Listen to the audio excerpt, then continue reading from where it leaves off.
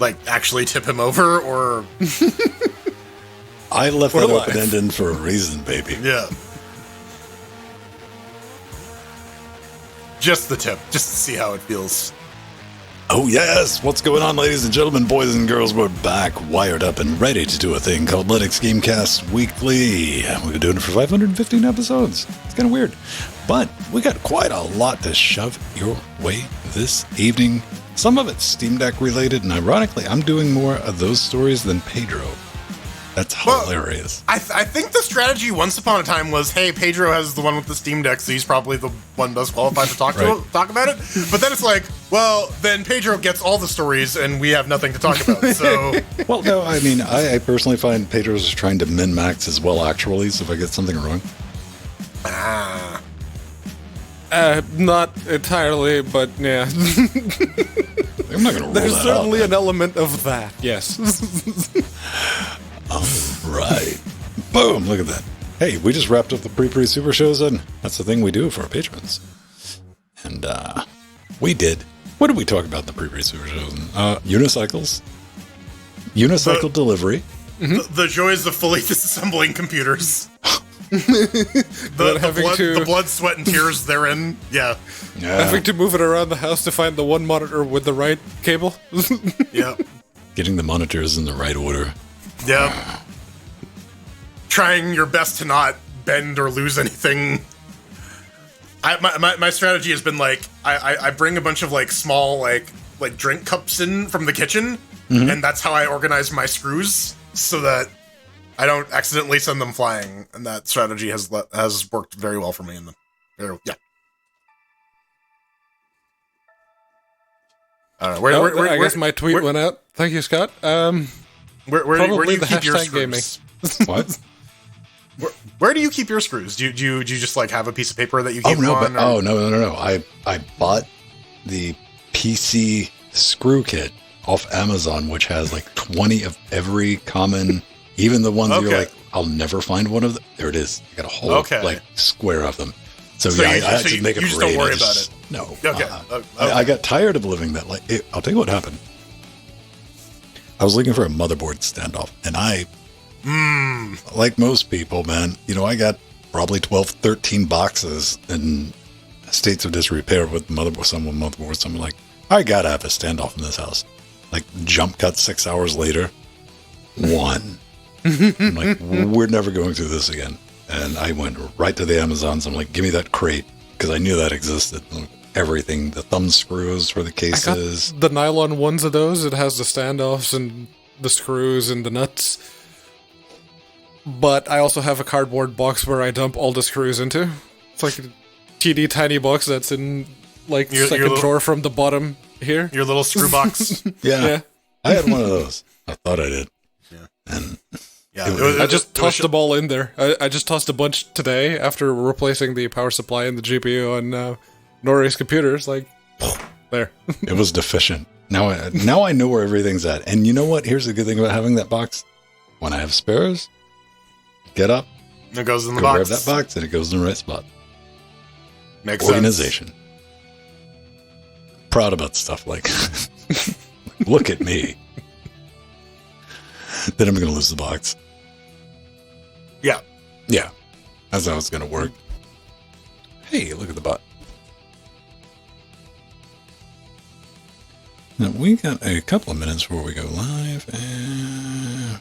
Well, recording live, but you know what I meant. I need to pee and get more coffee, so I'll be right back. It's too hot. I tried to have a cup of tea when I got home. I'm like, nope. Wasn't having I did not have coffee today, and I regret that. I got a hot caffeinated beverage. Especially in the morning. I could get by on like a room temperature, like Diet Coke. Yeah, I was doing Diet Cokes this week, or Coke Zeros instead of coffee for a couple days, just because like I was too lazy to put coffee in the machine. I know they're not good for me, and I know I will just decimate a 12-pack in hour and a half. Diet soda's fine for you, but like, yeah, it's expensive to replace if you're just like buying name brand. Mm-hmm. Yeah, I would like a commercial carbonator. One of those soda fountains, yeah, where you get like the bags of syrup and you hook them up to that. I just want the carbonated water. That's what I like. I like the physics. Oh, you just like fizzy water? Yeah, I'd be making some horrible abominations. I'm like, what's hot fizzy tea taste like? Ah. Yeah, I know. Like, I don't like club soda, like, on its own. I don't know. It's like, if there's going to be carbonation, there's got to be something else. Otherwise, there's it's just angry water. I like spicy water, man. Come on.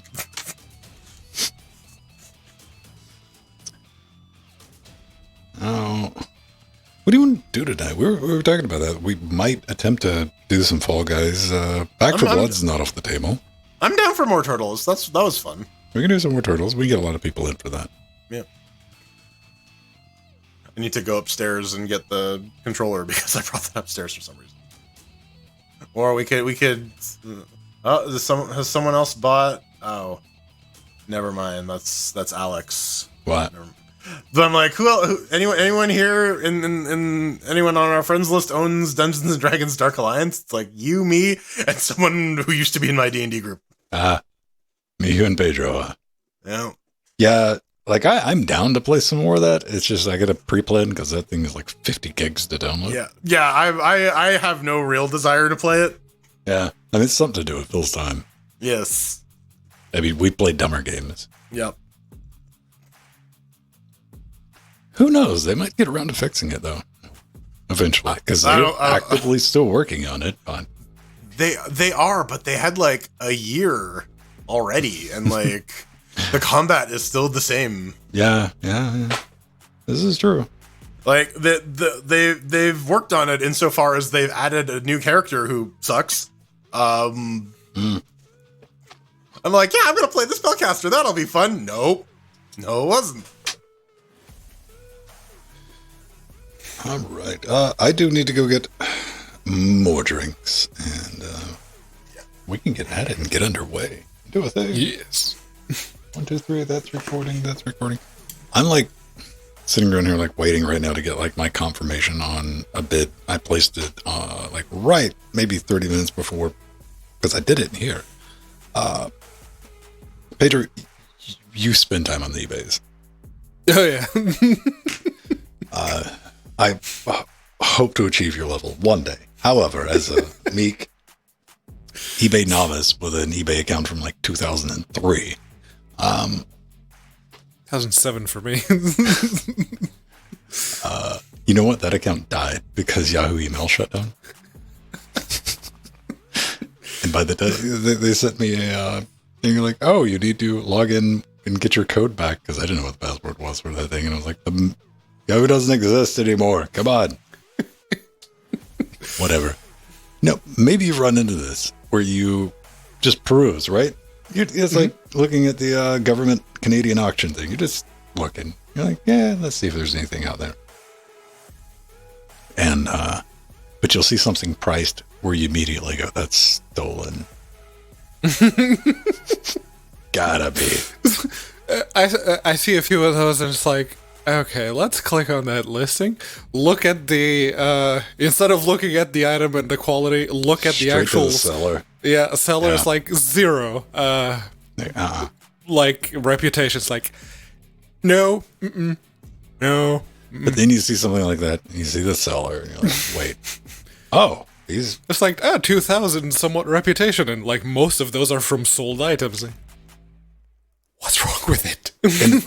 and we're talking about something that was so criminally underpriced that even though that's stolen, and that other part of your brain goes, and? It's cheap. You have an alibi. You have an eBay listing saying you bought it. Right.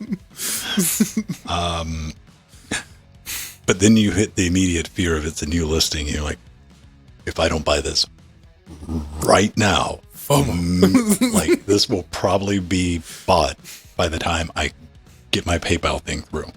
And it'll say, sorry, someone else is already. I went through that. So I had that adrenal. I guess is like, maybe that's something like gambling. Yes. Yeah. Because I was wired up, man. I was like, ah. It's gambling. It's FOMO. It's it's the game. It's for everyone. It's an interfacing Linux thing. So, but I was very excited. And I haven't found any like Apogee Duet 2s for under £250. Don't worry. One or two more updates of Mac OS. Yeah, probably. You say what you want about Apogee. One thing is absolutely true. Their long-term support, not that great. Oh, Nubbin. I assume just Thank you, Nubbin, for gifting Scott a sub. Oh, man. Yeah, let me go grab something to drink, and we'll get into it. See if you can engage Jordan. Engage me. I won't look. Maybe a little bit. I'll peek a little bit. I'm sorry, it's pronounced engage. Engage. Number one. Number one. Is the Mr. Wolf, shut up.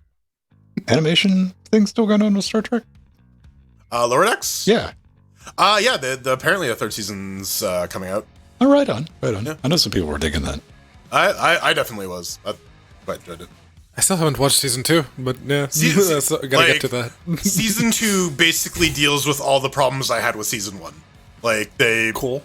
Yeah, like it you know what it is. It's that thing where like I really didn't gel with the characters at first, but then like they're on an arc, so they have to all start off as like unlikable assholes, and then you gotta over the course of the series you break them down and you like make them into interesting characters, because people don't start off as interesting characters. They have interesting stuff happen to them. I mean, if you're talking IRL, I hate people. So none of them are interesting characters. I'll be sure to tell Nori you said that. Yeah, as it turns out, I live with the one that I actually like, so...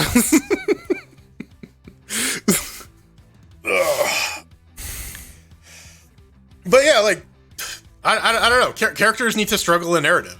And like part of that is like, yeah, when they have like strong personality flaws, you gotta like throw it in their face. That's interesting to see. Yeah, and so like the character growth in Lower Decks I feel like really works. So yeah. I mean, it's a story in a well-established universe, so you are there for the characters. So if they just tip their hand and give all of the characters things away right then and there, it probably wouldn't be great. Yeah, this is the shit that like occupies your Brian. Yes, my Brian. when you're a Dangan master, because I'm prepping for a new campaign now, so I'm thinking.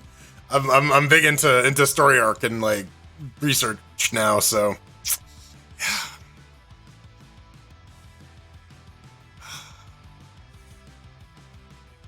I just read what Mir wrote. Dr. Pepper and Coca-Cola are just carbonated tea. I mean, if you want to microwave Dr. Pepper and drink it, you can go ahead and do that. I won't stop you. I highly encourage you to microwave Dr. Pepper till it's scalding, boiling hot, and then just chugging that shit. Yeah, no, my tea doesn't take any sugar, unlike either of those two drinks. So, yeah. Man, I've been... As part of calorie restriction, I've gone from like putting heavy cream in my coffee to like 10%, and it sucks. It's just milk. It's like fucking it's not even milk. It's like fucking liar milk, right? Like,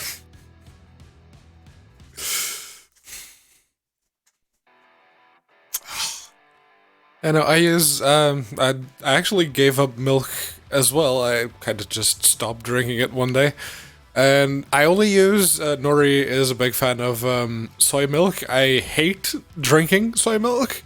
But if I shake it and I turn it into foam, I can add it as like a creamer for coffee or for tea. So that works. almond milk's okay. It's just like, yeah. It's not what I want for my coffee. I like having like a nice fat to like enhance the flavor of the coffee, right? Like, yeah, like the floating bit of grease at the top that you sprinkle some, I don't know, chocolate chocolate powder I don't do that. cinnamon. Cinnamon, sure. I'll put cinnamon in coffee. Like drop a little bit of cinnamon on top. It's like, I thought about that. I see the like creamers and stuff, and there's one for like cinnamon. I'm like, they had that in sugar free. I'd fuck with it. I'm like, I'd sprinkle a little bit in there. I just like powdered cinnamon. yeah. Just a couple of taps of the powdered cinnamon on top while it's hot. Let it stew a little bit. No, I was playing the fun game. Trying to make soup tonight. So you got to find that perfect thing of like hot but not boil. Right, where you want it to like heat up, but you want it to bubble, but you don't want it to like right. Yeah. Like, What kind of soup you doing? What do you think? Tomato bisque. Nah, it's just veggie soup. This Got is a some bunch of vegetables. potatoes. Carrots, potatoes, no celery, because celery is evil. No one likes it. And beans. And I got Do you shred the potato, or do you just like have the whole pieces? whole thing, baby. I shred the whole soup until it's a green mush that I could just pour anywhere and drink. Yeah, you don't peel a potato. That'd be like peeling a banana before you ate it, man. I don't know. That's not how Pedro eats bananas.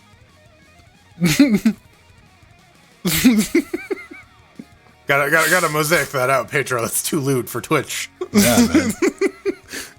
It's on the thing whenever someone subscribes or follows. So. Yeah, no, that's what I mean. We gotta mosaic out like the entire background so that it just shows you. No, man. You see, that one's pixelized. We can get away with it, like video gamer. Yeah. Still to this day, you can't play genital jousting on Twitch. That was the thing I had to be mindful of when I was streaming Cyberpunk. Is I can only show the required amount of plot. I'm only allowed to show the plot required nudity. Mm-hmm. So there's a like lot of the very first mission in the city where you're carrying the naked lady around. And that one. I mean, that's in the game. No, Jordan was in a hardware shop. I think one time when you were like, "Whoop! I better look at the ground." Yep. I saw the titty out of the corner of my eyes, like, nut. Well, because it's on the ads everywhere, like in character creation. Like once you go below a certain point of like features, then it just takes all your fucking clothes off and your dick's just hanging there. So, oh, that was like the big one that I noticed the difference in performance with the 6700 XT. Better dick rendering.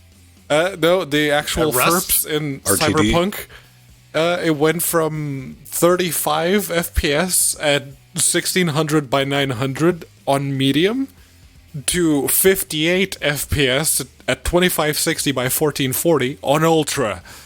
yeah, Cyberpunk really likes Radeons on Linux. Like even my RX 580 plugged into Venzel 8150, like it runs Cyberpunk pretty well. Honestly, Like it's VKD 3D and Yeah. Pascal. They do not like each other. no. Yeah. I just cut on DLSS, like whatever. I can't do that. I don't have RTX. I got Fart TX. Farty. That's the show title. Oh, okay. We should be good. Yeah, let's get into it. Yeah, it's like Wonderful. distance RTX, far TX. Oh man. Yeah. No. X going up to you. Right? We do that. All right. Do a nice little intro for the people who don't use the chew up aspirin, kids. They make you sneeze.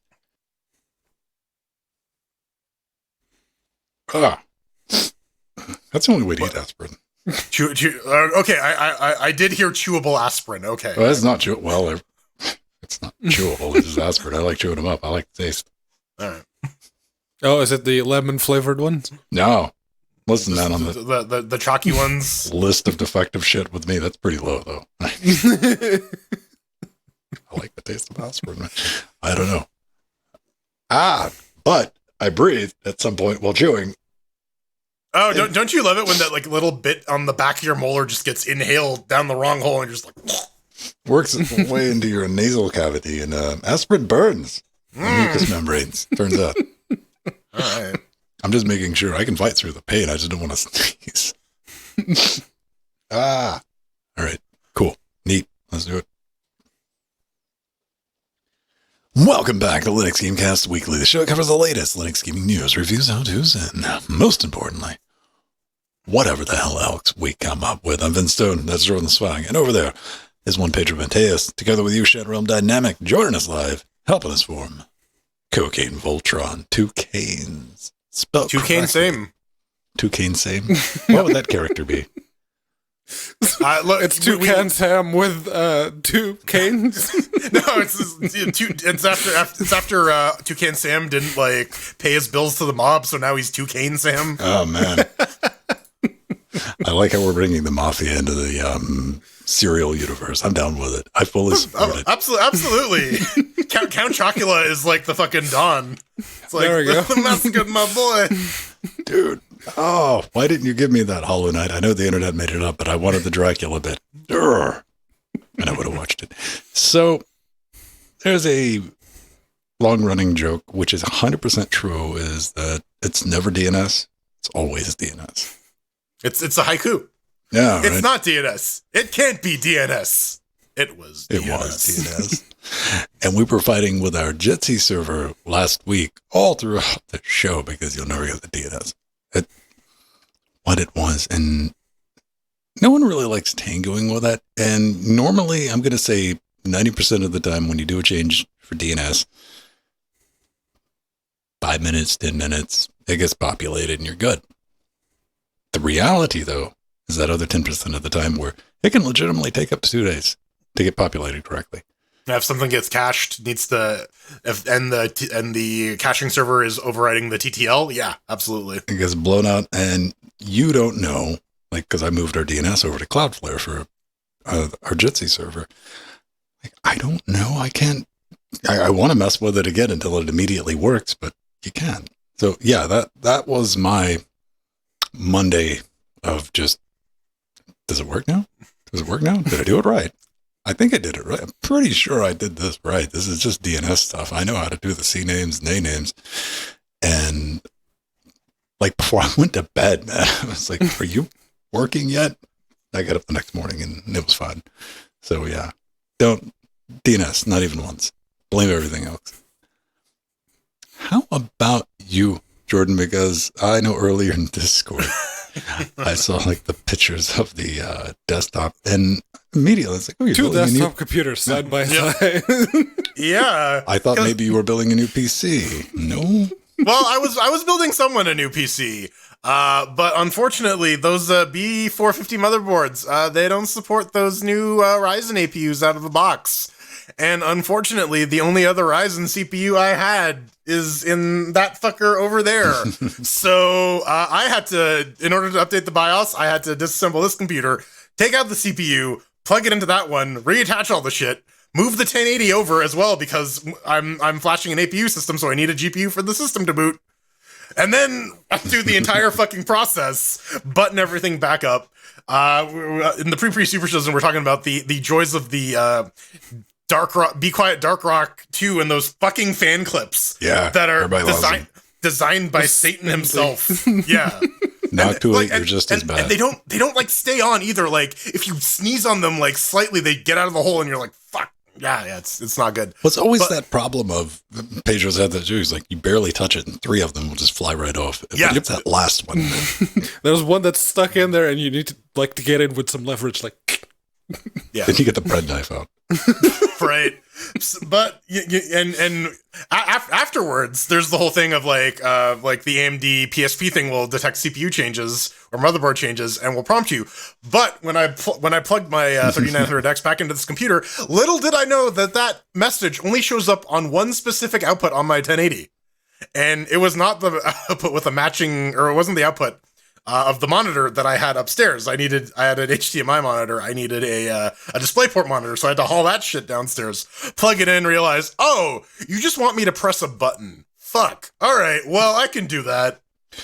And, fortunately, Jordan, you were able to take a selfie, right? Like, yeah, pretty much. Yeah.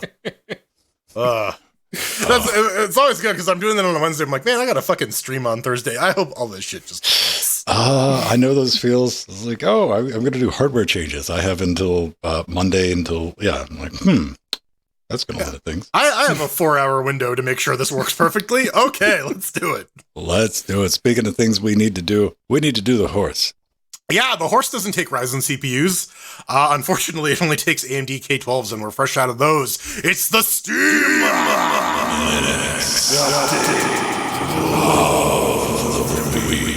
So hot. Oh, man. Light your decks on fire, kids. Don't. You've changed, man.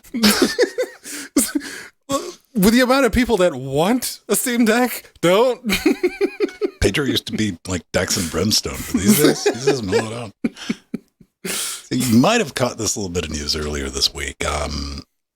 Belly Jelly said, hey, the PCB appears to fit and work fairly well in the Steam Deck. And this was modifying a, what size was it? Pedro, you keep track of these things. Yeah, it's the Steam Deck only supports out of the box the 2230 M.2s, and with that little plasticky PCB extra thing adapter, you can fit the 2242s, which are the next size up. The little red thing right there, right? Yep, that's the little muddy bit. Yeah, but maybe you shouldn't do that? Yeah, no, don't. Seriously, because the bit that covers, according to Lawrence Yang, one of the people very much involved with the development of the Steam Deck, it's like, do not do that, because that area is where the charging IC is, and if you remove the thermal pad, like the original post says that you need to remove that thermal pad, that is the one that overheats. That is the one that Gamers Nexus said, if you're playing a video game and you're charging the Steam Deck at the same time, it will get very, very hot. So do not do this. Other mods, probably you should be okay. This one's dangerous. Yeah, messing with the heat transfer in like these embedded, tightly packaged systems, that's a good idea, right? Right? Yeah. Unless you're gonna stick like a mini 212 Evo on the back. You're gonna do that case mod.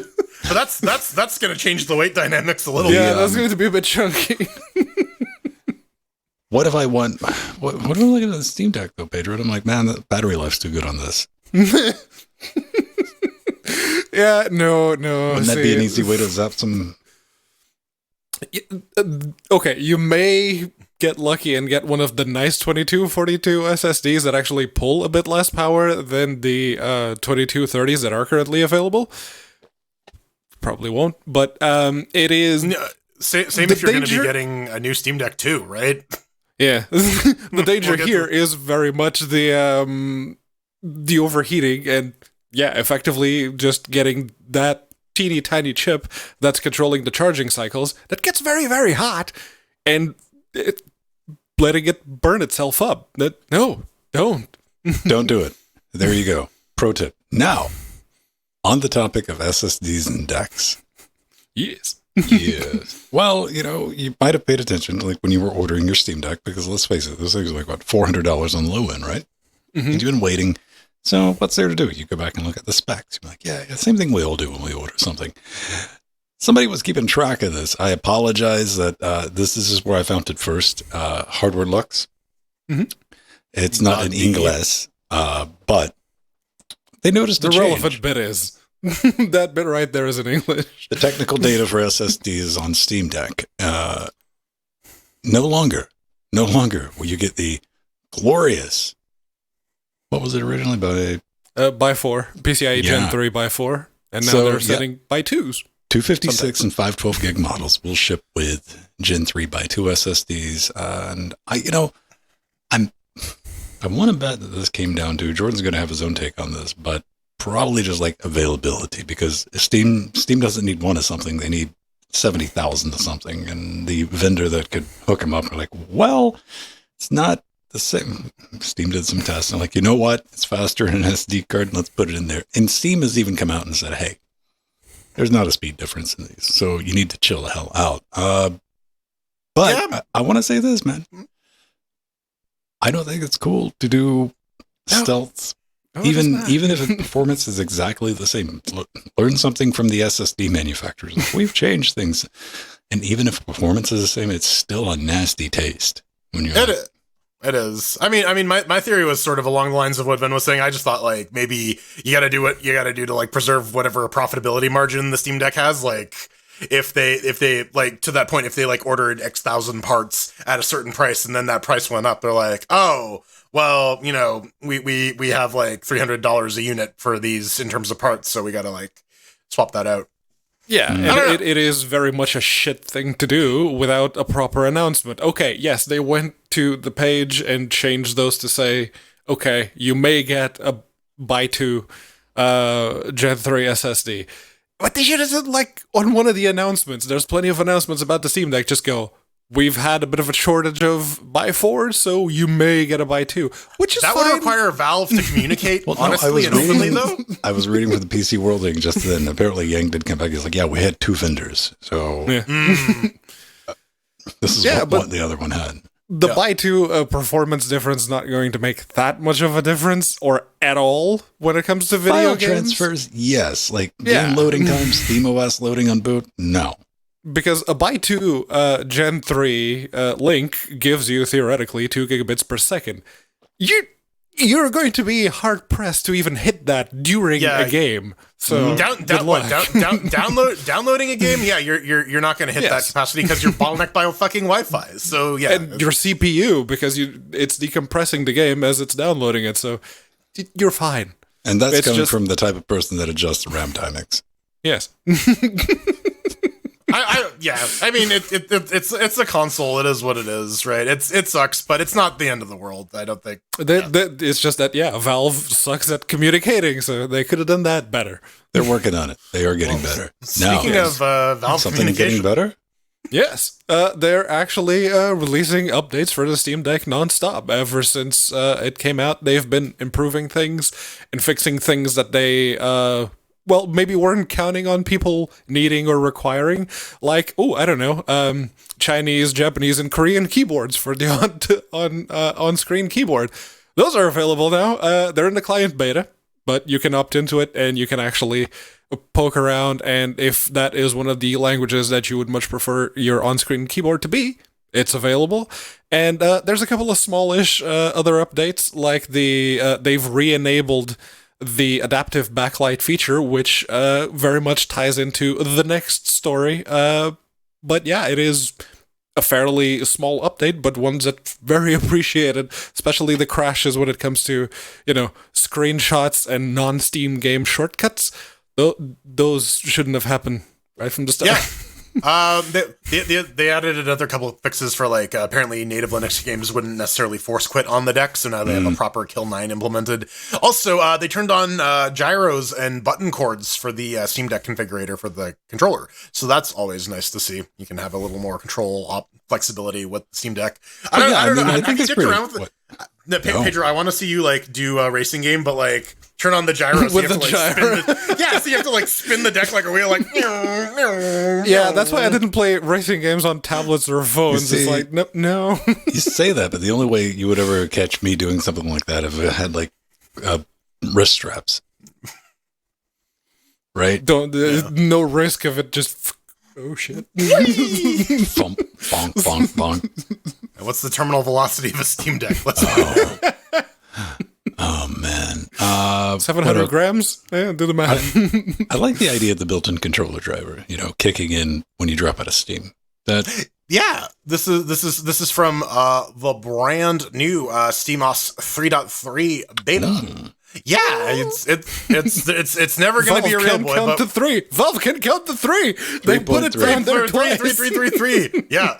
And 32-bit, that's the 3. I don't know.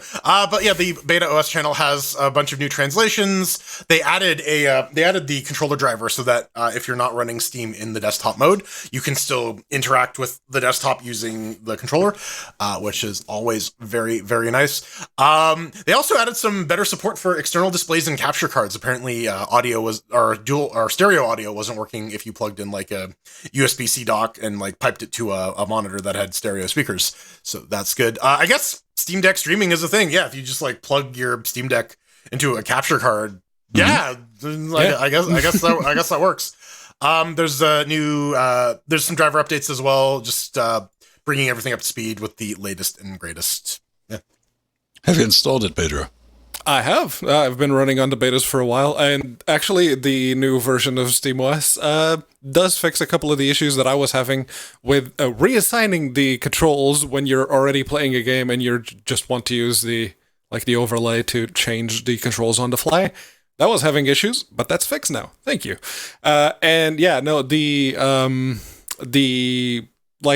driver working without the Steam client having to be running in desktop mode. Probably just XPad, but it is it's very welcome because they have a very basic in firmware implementation already, where you could only use the right trackpad as the mouse, but some people would prefer to use their left hand valve. So thank you. You can use the touchscreen. Yes, which is what I ended up doing. And yeah, it is. It also has the new version of Mesa 22. And you no longer need to disable Wi-Fi power saving in the dev mode settings to stop the wireless constantly disconnecting and reconnecting and disconnecting and reconnecting. That took them a while to push that out. Because that was the complaint that people were having like on release. So, Wi-Fi is hard, man. Yeah. Wi-Fi on Linux is real hard. You got to install NDIS wrapper. You got to like install the Windows drivers. Yeah, you got to pull the inf from the Windows drivers. It's annoying. I'm going to put it like this: the latest update to Lineage has caused sporadic crashing in the Wi-Fi of one of my new Samsung tablets. So Wi-Fi is hard, man. Look at it that way. Proton. GE, Glorious Egg Roll. It's a specialized version, not like crazy specialized, but it's latest and greatest. It's stuff you can play with. And before we had Proton Experimental, it was the way that you actually get your hands on it in a nice, convenient, easy way. New version is out, Proton 7-21. A couple of things in this, with Proton fixes and wine. The one that stuck out to me was Fall Guys. They've disabled desync and fsync to prevent random crashes.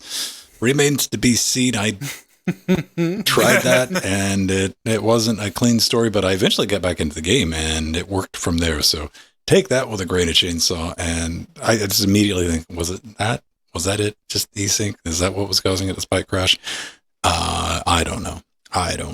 Pedro, you got some different thoughts on ultra wide though, right? Yeah, no, because they didn't just release Eggy didn't just release 721. He also released 724, which comes with a very, very big update to the open source FSR implementation that Proton G does, which is like the big thing that at least for my use case, I really like the fact that you can just drop that in on your desktop and you can use FSR for everything. And if you have a 32:9 or any other weird aspect ratio monitor, now you can create your own full screen custom resolutions for your game to FSR from, which is awesome. That is like almost NVIDIA full, the dynamic super resolution, whatever they have on Windows that they never deemed Linux worthy enough to have. You can actually do that on a per game basis with a turbo ultra wide screen with Proton G 724. That's very nice. Yeah, there's also a handy guide in that release notes for calculating your own FSR resolutions. You do have to specify them as part of the launch option, and you can only set one at a time at the moment. So, so if you may need to trial and error to play around with the specific numbers you're gonna get. But still, this is really cool. It's allowing things to be run at like lower resolution, scaled to native. Still looks good.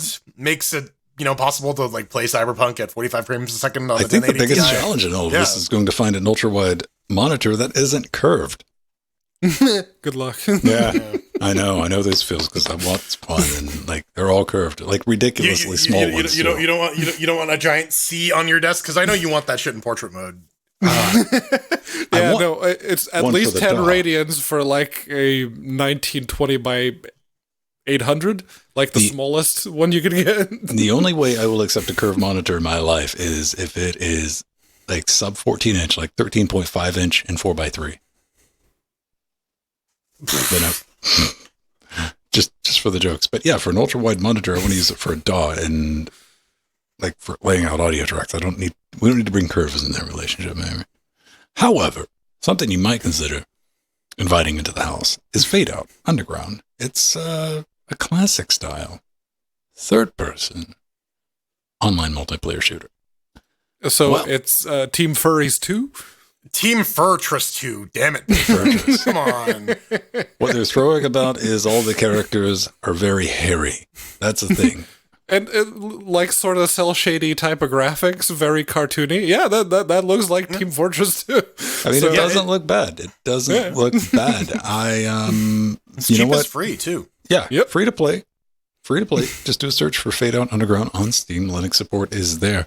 I went in so far as the drop-down menu for resolution selection was empty. And thank you for attending my review.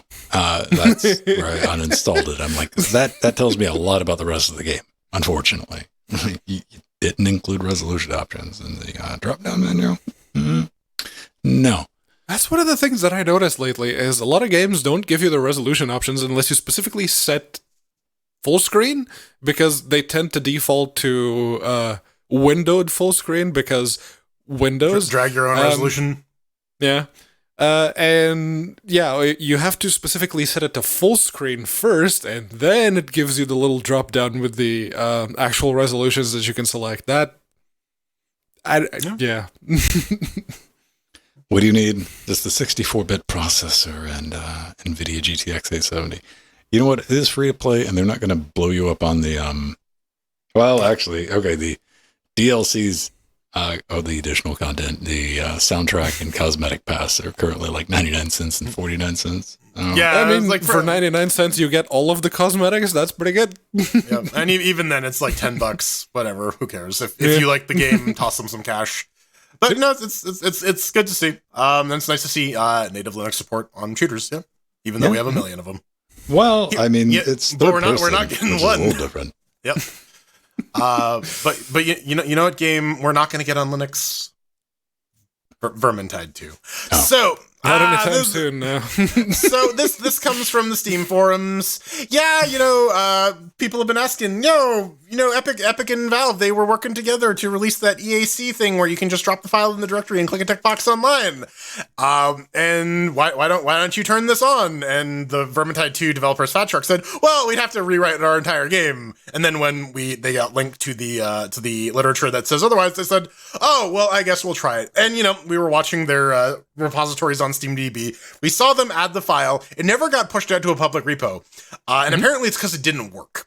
So they claim, or there were issues, and they were working with Valve. They were working with Epic to try and get it sorted. But according to this, they realized, hey, we have a new game coming out, and we don't want to spend effort into getting this shit working. So we're just gonna ignore it. But here's the thing, though. Like, I don't know. Maybe if you took the time to like understand what was going on and fix the issue, you would identify it long term so that your future games can work on Proton with easy anti-cheat. They say that's an easy thing to say, and I understand it. I feel that, especially because this is one of the games that you want to play. Yes, yeah. I bought this game years ago. I would really like to play it at some point. So, to what Jordan said, they clicked on boxes, it didn't work, and yeah, again to what you said, I was like, well, this is the same person that wrote that EAC fanfic from their team. I was like, let me just make up this fantasy world of how EAC works. Then Valve immediately, like the day after or 2 days after, they released the new little article saying, no, that's not how it works. This is how it works. They're full of bullshit. You kind of wanted to you're not talking to Windows users. They don't want to you know do what? it. That much is obvious. I wish they'd just hear come me out out, and though. say it. Hear me out. Say this, because I think the best you can always hope for is what they tried. They clicked a button, didn't work. They're like, oh well. Now the thing is, this is not a new game. This is an older game. They got another game in development. And the thing is, one of these older games, clicking that EAC button or putting in just anything to get it up and running is not really going to result necessarily in more sales, since you probably, like Jordan, already own the game. Yeah, I already got my money. Yeah. So I've got to, like, I understand, like, financially, but to what you were saying, you might want to learn how this works if you want to have your next game on deck. Maybe. Yeah. Maybe. And if you want get to some extra have, sales. yeah, if you had to have the, like the Linuxy people who already bought the deck because they saw that as a major company going, yeah, all in on Linux and releasing a Linux gaming device and going, yeah, I want to support that. Those people probably not looking at you very positively right now. And you know, here's the thing though. I actually believe them when they say they tried it and it didn't work, right? Like, this was always going to be a long shot. The fact that like Valve provided some sort of drop-in replacement is frankly semi-miraculous. The fact that it even works in most cases, like we never expected that to work, right? So yeah, like I 100% believe that, but I also believe the person it could be figured out. who tried to make it work was the equivalent of their PR guy. Probably. Oh yeah. I'm sure you could make it work. Absolutely. Like these are not unsolvable problems. Yeah. And again, I've said it time and time again for over the last decade. If you don't want to fuck with Linux, it's so much easier. Saves all parties all the time to say we don't want to fuck with Linux. Period. Yeah, Done. literally You know just come out and say, look, we really don't like Linux, so we don't want to support it in any way, shape, or form. Okay. Yeah, and then we can, you know what? That's next. Cool. Right. Yeah. We'll go bark up a different tree. So something that's been working on Linux for a long time, like 5 years party of time. Yeah, no, 5 years since the last update. It was out 3 years before then. It's Crypt of the Necrodancer. Yes, it's had an update after 1,721 days, according to them. It's finally got an update. They've been gathering, well, they claim that they were looking at the feedback and people have been complaining about loading times and the difficulty spike after a few levels and the custom music, so you can add your own to the game, and the controller support and other inputs that basically effectively did not work outside of X inputs or Steam input because that just emulates X input. So they're now effectively... Well, they were going to release this update, version 3.0.0, as a preparation for the next big update. And with this one, the one that jumped out to me immediately was updated controller and Steam Deck support. There you go. The deck is now bringing that games back to life. Very good. Well, I mean, it's effectively, you got to make a really weird decision when you're like, I don't like money. Mm-hmm. But you know, it has that benefit. You know, like you got to bring your up to there too. Yeah, we're just going to continue seeing the. Yeah, I mean benefits. it's a big ass update. It's huge. I get tired of watching it scroll. Yeah, I think maybe their new game is using the same base as this. So yeah, going and fixing up stuff probably saves them a bunch of effort and heartbreak in the future. Also, the minimum Linux system requirements got bumped up to Ubuntu 18.04. So if you're still using 16.04 or if you're still on 12.04, keep rocking on. I'm proud of you, man. Keep doing it. Keep doing it. You're a champ. Well, there was an You're update for 12.04 released not too long ago. There was like this massive vulnerability that they discovered. So technically still supported. Why would I need to do updates on something that old? I mean, it's just a Nginx server. 10-year support, 2022. That ends this year, yeah. Listen, Canonical's going to send you some ugly messages on LinkedIn for bringing that up. Coming up next, there's some problems in Unity land we're going to talk about, and the death of X? ? Dun dun dun. All right, let's bounce that over there. Pedro, I'm getting some clicks and pops from you, buddy. Clicks and pops. Uh-huh. That's not on my end. I just double checked. Okay, I'm gonna mute myself a second. All right, I'll mute you too, just in case.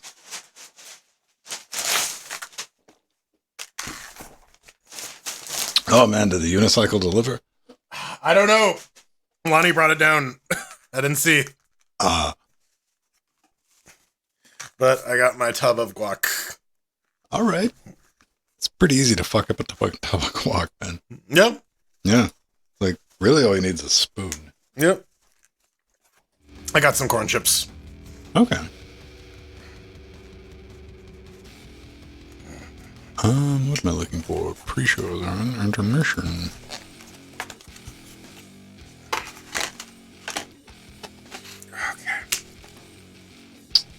Let's take Hopefully a I don't look get at show listeria. title suggestions. Not much. You can bing us show titles when we're doing a segment. Steam segment, we got a news segment, we got a Chairquisition, so you got 3 more chances. Do it. But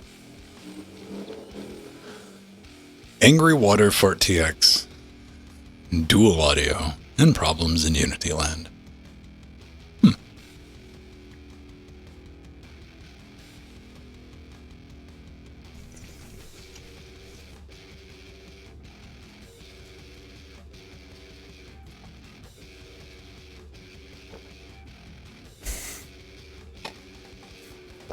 Okay.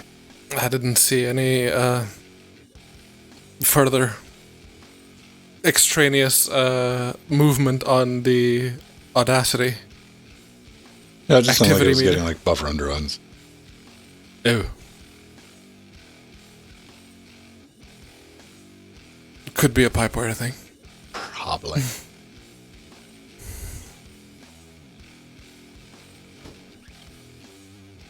Where are you? This is all the wonderful things about Pipewire, it is an additional layer.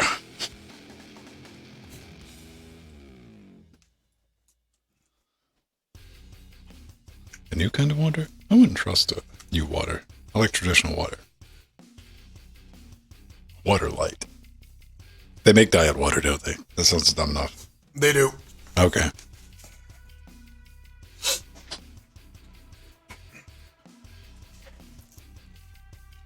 On that. What do you have? Do you have options to configure buffer sizes? Yeah, I can launch whatever I want with different buffer size. It defaults, I think, to 2048. That's pretty long. No, sorry, my bad. 124. 1024. 1024. Hmm.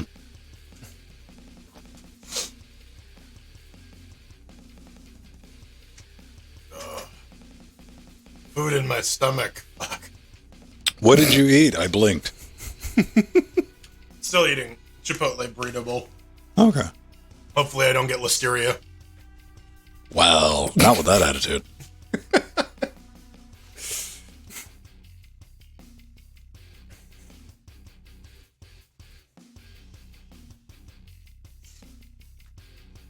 All right, I'm checking my email for the LOL too bad message from eBay. Haven't gotten it yet.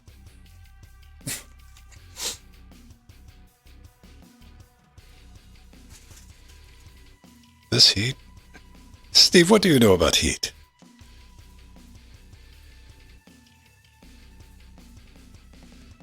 I think Steve's at work, to be honest. He was earlier, yeah. Yeah. That guy is really overworked. Maybe he likes being at work. I mean, it's like a big playhouse.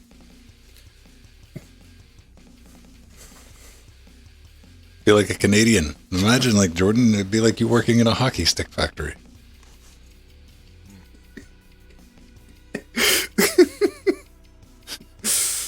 I could only dream. I mean, they're specially made for mini golf. So.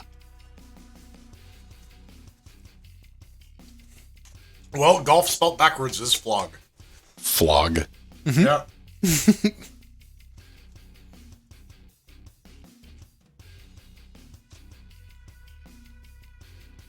I do hear some freedom crackers, but they're not nearby. I mean, they might be very loud, to be honest. No.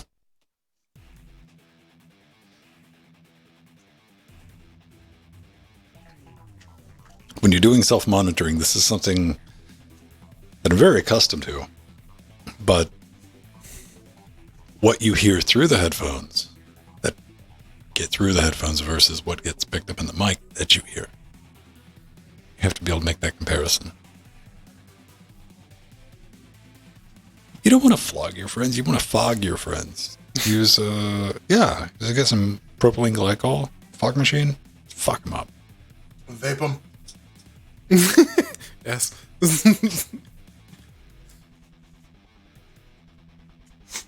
Billy, I can't believe you vaped all your friends. Who taught you this? Who taught you this? From you, Mom. I learned it from watching you. That would just be great. That's an absolute prank. That would probably be in the price range of a teenager now. Just let up a fog machine in the room. Just let it run. Give me a sec. I need to restart Chromium. All right.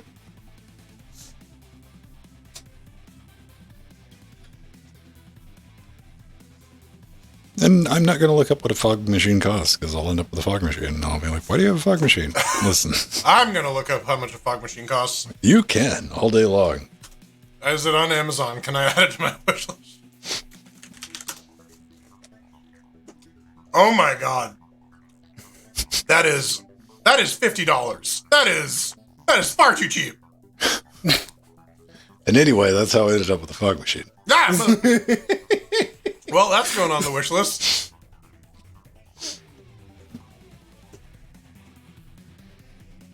You got different lights too, so you can color your fog. It's pretty fogged up, man. Then all you need is like the little tiny player piano, so you can go ding ding ding ding ding ding.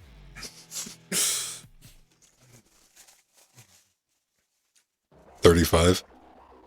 Yeah, I don't need a fog machine. Skeleton hands. My brain looks at that and it's like, you will find a way to get in trouble with that. I probably will. I mean, How much fog is too much fog? Welcome back to LinuxGameCast. Bro. Ben's entire camera shot is just all gray because it's just fog. That'd be great if all three of us could do it, though. Just clouds. Welcome back to Stephen King's The Mist. Right?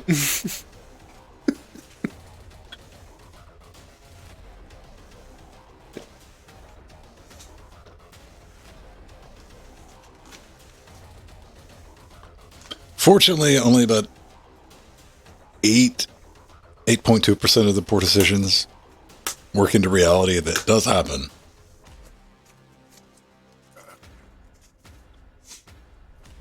Well, yeah, I don't want anything that's going to catch on fire. Unlike the Walmart brand fog machine. who was it? Cyber power UPSs that are catching on fire and exploding, killing people. I don't know if they killed anybody yet. When will their thirst for blood be sated?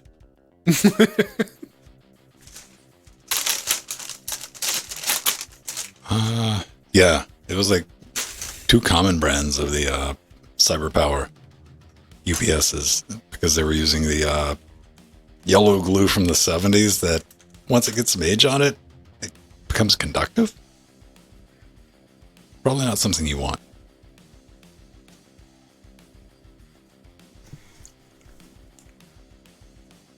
Well, that was tasty.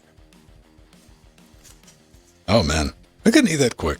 I used to. I don't think I could now. Like, I am so hungry. Like, I had... What the fuck did I even have for breakfast? God damn it. I don't know. I don't think I did. I may have skipped that meal, so... No, that's not true. I had beef and broccoli for breakfast. Okay. Beef and broccoli. Yeah. That's a weird pancake.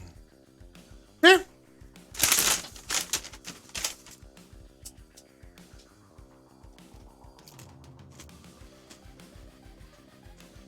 That's what we need to do. We need to make our own Wish AliExpress Linux gaming rig.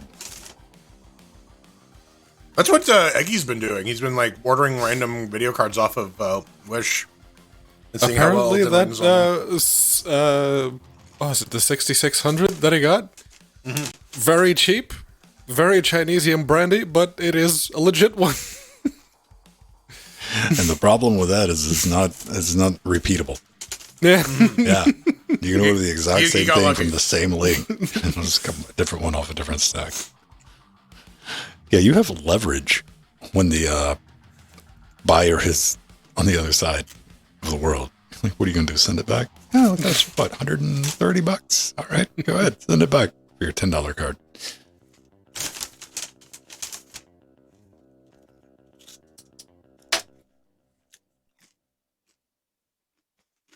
All right, we'll see if that clears up your pops. If not, just for like future, we'll just run it to show an X instead of Can do. much as I love testing in production. Yeah, no one else noticed any pops during the week, so yeah, this was the only way.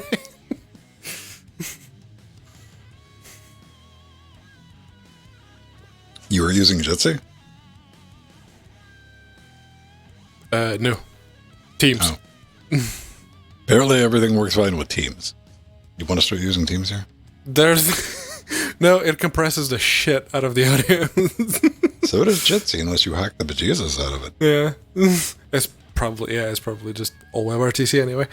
But yeah, it is there's a significant amount of latency, and they compress the shit out of the audio and the video so that you can have 50 people on the same meeting and it's all still perceptible. How many people? I think we could probably get like 5 people on Jit 6 before it would doth protest. Jitsi is surprisingly not CPU heavy. It wants all of your memory RAM now because Java. Yes. All the internet It needs needs to about load Java the entire framework onto RAM. and the SQL backend.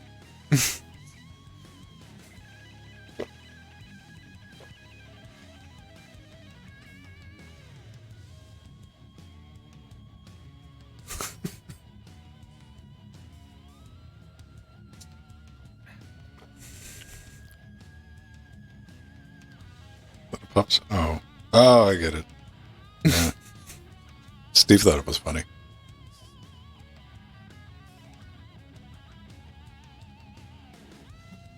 All right, so we got that.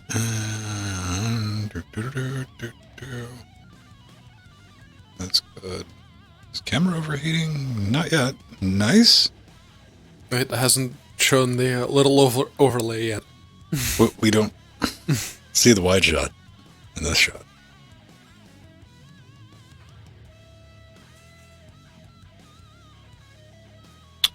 Oh, that was something I meant to bring up. If you have Charter Spectrum in the States, reboot your modem, you probably get an extra 100 megabit download speed now. Free pro tip. And if you're wondering, no, it doesn't apply to business accounts. Ask me how I know.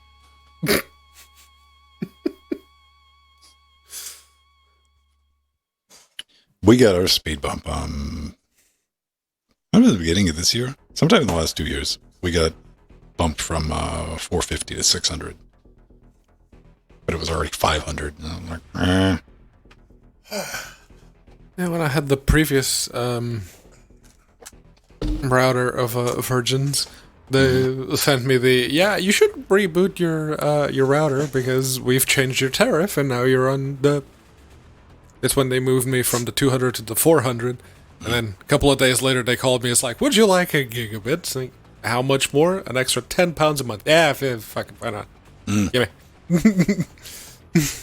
Yeah, I came back to Pedro saying virgins and then paused. a router of virgins, yeah. And then, yeah. and then he went on, finished his thought, and I'm like, okay. Like, all right. I'm clearly coming in here at the end of a sentence, but... Yeah, everyone's internet's reliable until it's not. Yes. Yeah. There was a bug with the first Hub 4 that they sent me. But then they replaced it, and I think eventually after my complaint was accepted, and that took a while. I think they finally fixed the firmware because it hasn't happened in over a month now, so. I'm still getting some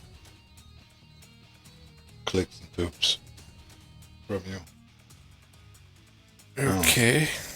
I'm doing the calculations right now, but it's like, how much do I want to have to cook? Because if I edit it, that means I got to rerun everything through the compiler in real time.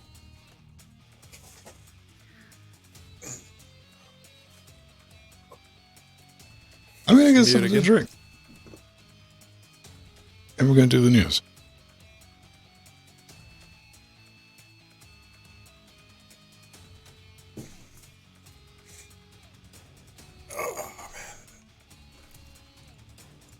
Oh, I'm so glad the food showed up when it did. My blood sugar just completely tanked. I'm just like, ugh. Make it through the end of the segment.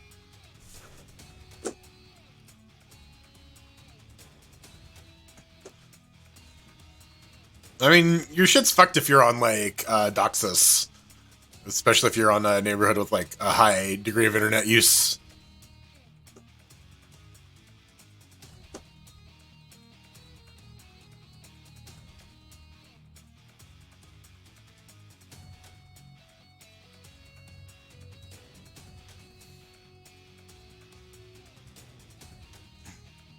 Merp. Well, VDSL is like a technical marvel because you can get like 100 megabit over wet strings. So,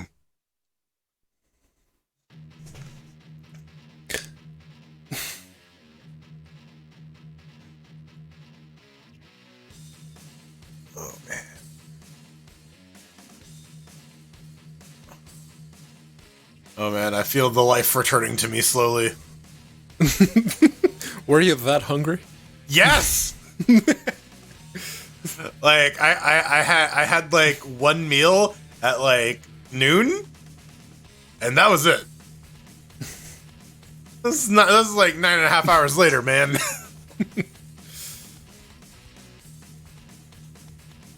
All right, everyone. Jordan is fed, so we are going to do some news. Yes. And then we're gonna play some children's card games. Yes. As is tradition. Wet Strings coming to you in 3, 2. I don't know. I was promised wet strings, and my mind went places. But if your mind has not gone places, and you would like to let us know, well, where exactly it is at this very moment, you can do that in a multitude of different ways. But that's for the hate mail. Right now, it's the news. It was about this point. Like, damn it, wrong thing. It's not the news, Pedro. What are you talking about? It's the time before the news. It's that wonderful juncture where I try to make some sort of joke and fail to come up with one, and then transition to talking about patreon.com/LinuxGameCast, where you can subscribe. Professional. Yeah. It's a wet string. I didn't forget about 2 segments. No, what are you talking about? No, not at all. But sign up for our Patreon. You get some cool stuff. You can get access to our Discord channel, which you can also get by subbing to us on Twitch, twitch.tv/LinuxGameCast. Join in there. You get some cool stuff. You can hang out with Ven and I on Tuesdays, Thursdays, and Fridays for live streams. If you want to play some Trackmania with Ven on Tuesdays and Fridays, yeah, that's the way to get in. You get access to the pre-super shows, and if you're an executive producer, you get a special video feed for that. You get a special RSS feed for that. You can even talk. You can even talk to us for an hour before we go live. I don't know why you'd want to do that, but I don't know. Sometimes you can accidentally leave your mic on. Sometimes. Yeah. Send us cryptic like Russian number station signals, like. Boop, boop, boop, boop, boop, boop, boop, boop. Oh, we do thank you for that. A couple other things that we got bouncing around, Jordan, like our store. Yeah, we do have a store. We do got to thank System T first before we talk about that. System T, awesome Patreon, increase the pledge. Good stuff. But yeah, we do have a store.linuxgamecast.com, where you can buy some t-shirts, you can buy some coffee cups, you can buy some stickers. I think that's it. That's all we sell. Maybe hoodies. Let's see. We got t-shirts, long t-shirts, cups that are not t-shirts, stickers that are not t-shirts. What is a cup if not a t-shirt for your coffee? If you really think about it. I don't know. I just like having Hell Elks merchandise everywhere because it takes so long to not explain to people and walk off and leave me in confusion. Yeah, just like explain about the mayonnaise. Yeah, but we, if you want to buy us some stuff instead, we have wish list. You can head on over to linuxgamecast.com, mouse over the support button. I have one. Oh, the fucking fog machine didn't show up. Damn it. I added that. Okay, there we go. There we go. Just buy because me a fog I would machine. never fucking hear the end of this. There. Yes. Buy me a fog machine. Buy Ven some shit for the studio. You can get your name. Why should I buy anything of this fucking wish list? It's not like I can inflict damage and/or embarrassment on any of us with that. No, not at all. No. Power tools, files. No, you can't do any damage with that. No, sir. None at all. I mean, you could probably do some damage with the Ladies and 5600G if you like corner someone with it. If you throw it at their head. I was just fucking with you. You can't do the embarrassment and damage because you can send in a note that we promise to read, long as it's like not like hard NC-17. Nothing that'll get us kicked off banned Twitch. off Twitch and can't send us to jail. Like the two requirements. Pretty fucking lax, if you ask me. And we got to do that. If you get anything for the studio, you end up on the Blinkatron board. 9,000, because I always thought those were cheesy, and I finally got one of my own. I'm like, yeah. Fine, upstanding cannibals. Them all. What do we got for news this week? Are we done with the blogging? Are we done with the shilling? I think we're done. One of the biggest things you can do, share the show, retweet, whatever you do on the Facebooks. Flying Spaghetti Monster, help us if we're on TikTok somehow. TikTok, I don't know. Tip top. If we are, tip-top it's sailors. probably unofficial. So, all right. So then, none of us are getting fired, right? So what are we talking about next? None of us are getting fired, right? I promise. Never. I don't even like joking about this, man, because this sucks for people. Unity is laying off hundreds of employees. And what stings with this, it was just last week that the CEO told the employees, hey, man, there's not going to be any layoffs. To which a lot of people, I'm not going to say a lot of people, there's definitely more than one person went, whew, I can finally buy a thing now. I don't have to worry about it. I can go buy that Steam Deck. Right. And I'm like, fuck, really? And so the company confirmed to protocol. That's where this is coming. It's going to be in our show notes after the fact. LinuxGameCast.com. They're going to be laying off around 4% of the staff. Employees will be receiving severance pay. So that's good, as well as 30 days to find a job internally, which the scuttlebutt around that is like, yeah, we're under a hiring freeze right now. So that doesn't really mean much. But hey, at least it's there. Now, last year, Unity, they bought Weta, if you're into the FX and all that, founded by Peter Jackson. You know, they did Avatar, Lord of the Rings, yeah, for $1.62 billion. But they're trying to play catch up. They are. They want to be the catch up to Unreal Engine 5's Mustard, which you see Unreal Engine 5 being used a shitload in productions with its virtual set technology used on Mandalorian and places like that. Well, yeah, that just sucks, man. There's nothing that. No warning, nothing. You just get, hey, you need to call in to whoever your manager is. Like, yeah, bye. Yeah. According to some of the staffers, anywhere from like 300 to 400 people have been given the axe. Yeah. Mm-hmm. That's not fun. A bunch of the cuts are coming out of the AI and engineering departments. Like Ben was saying, it seems like they were trying real hard to diversify because the Kotaku article that was linked in the protocol article also brings up the fact that, Epic has multiple revenue streams. They have Fortnite, they have Unreal Engine, and they have they have EAC. They have other things that they're selling. Unity did not really have that. So they went after Parsec to try and get some networking tech. They went after Weta to try and get some industry contacts in Hollywood. And either they're having a very hard time competing or at least securing that, sweet infinite growth that shareholders and board members seem to believe is actually possible. I don't know. It's really fucking shady though, especially because they said we're not going to fire everyone next week. You're all fired. Yeah, that's a Zap Brannigan move, man. And the annoying bit is that, okay, if Unity goes away, what's the other big engine that, is freely available for Godot. people to use? There is Godot, but like if the big 3D ones, it's Unreal. Blender. I remember that game from the Blender game engine. The one. My brain's trying to block it. Yeah. Sintel, yeah. No, and I don't like giving Epic that much power of being the default engine. So you gotta come back. You gotta throw the love. It doesn't matter what your feels, but I mean, some of the first games we've gotten in the second coming of Linux gaming, were from Unity. Unity put that Linux export in there. Even before we were fully aware of it, we just started getting contact. I'm like, what? That's available? McDroid, right? I'm like, what? Mm-hmm. That's a Unity title. How did... The Slenderman one. Yeah. Yeah.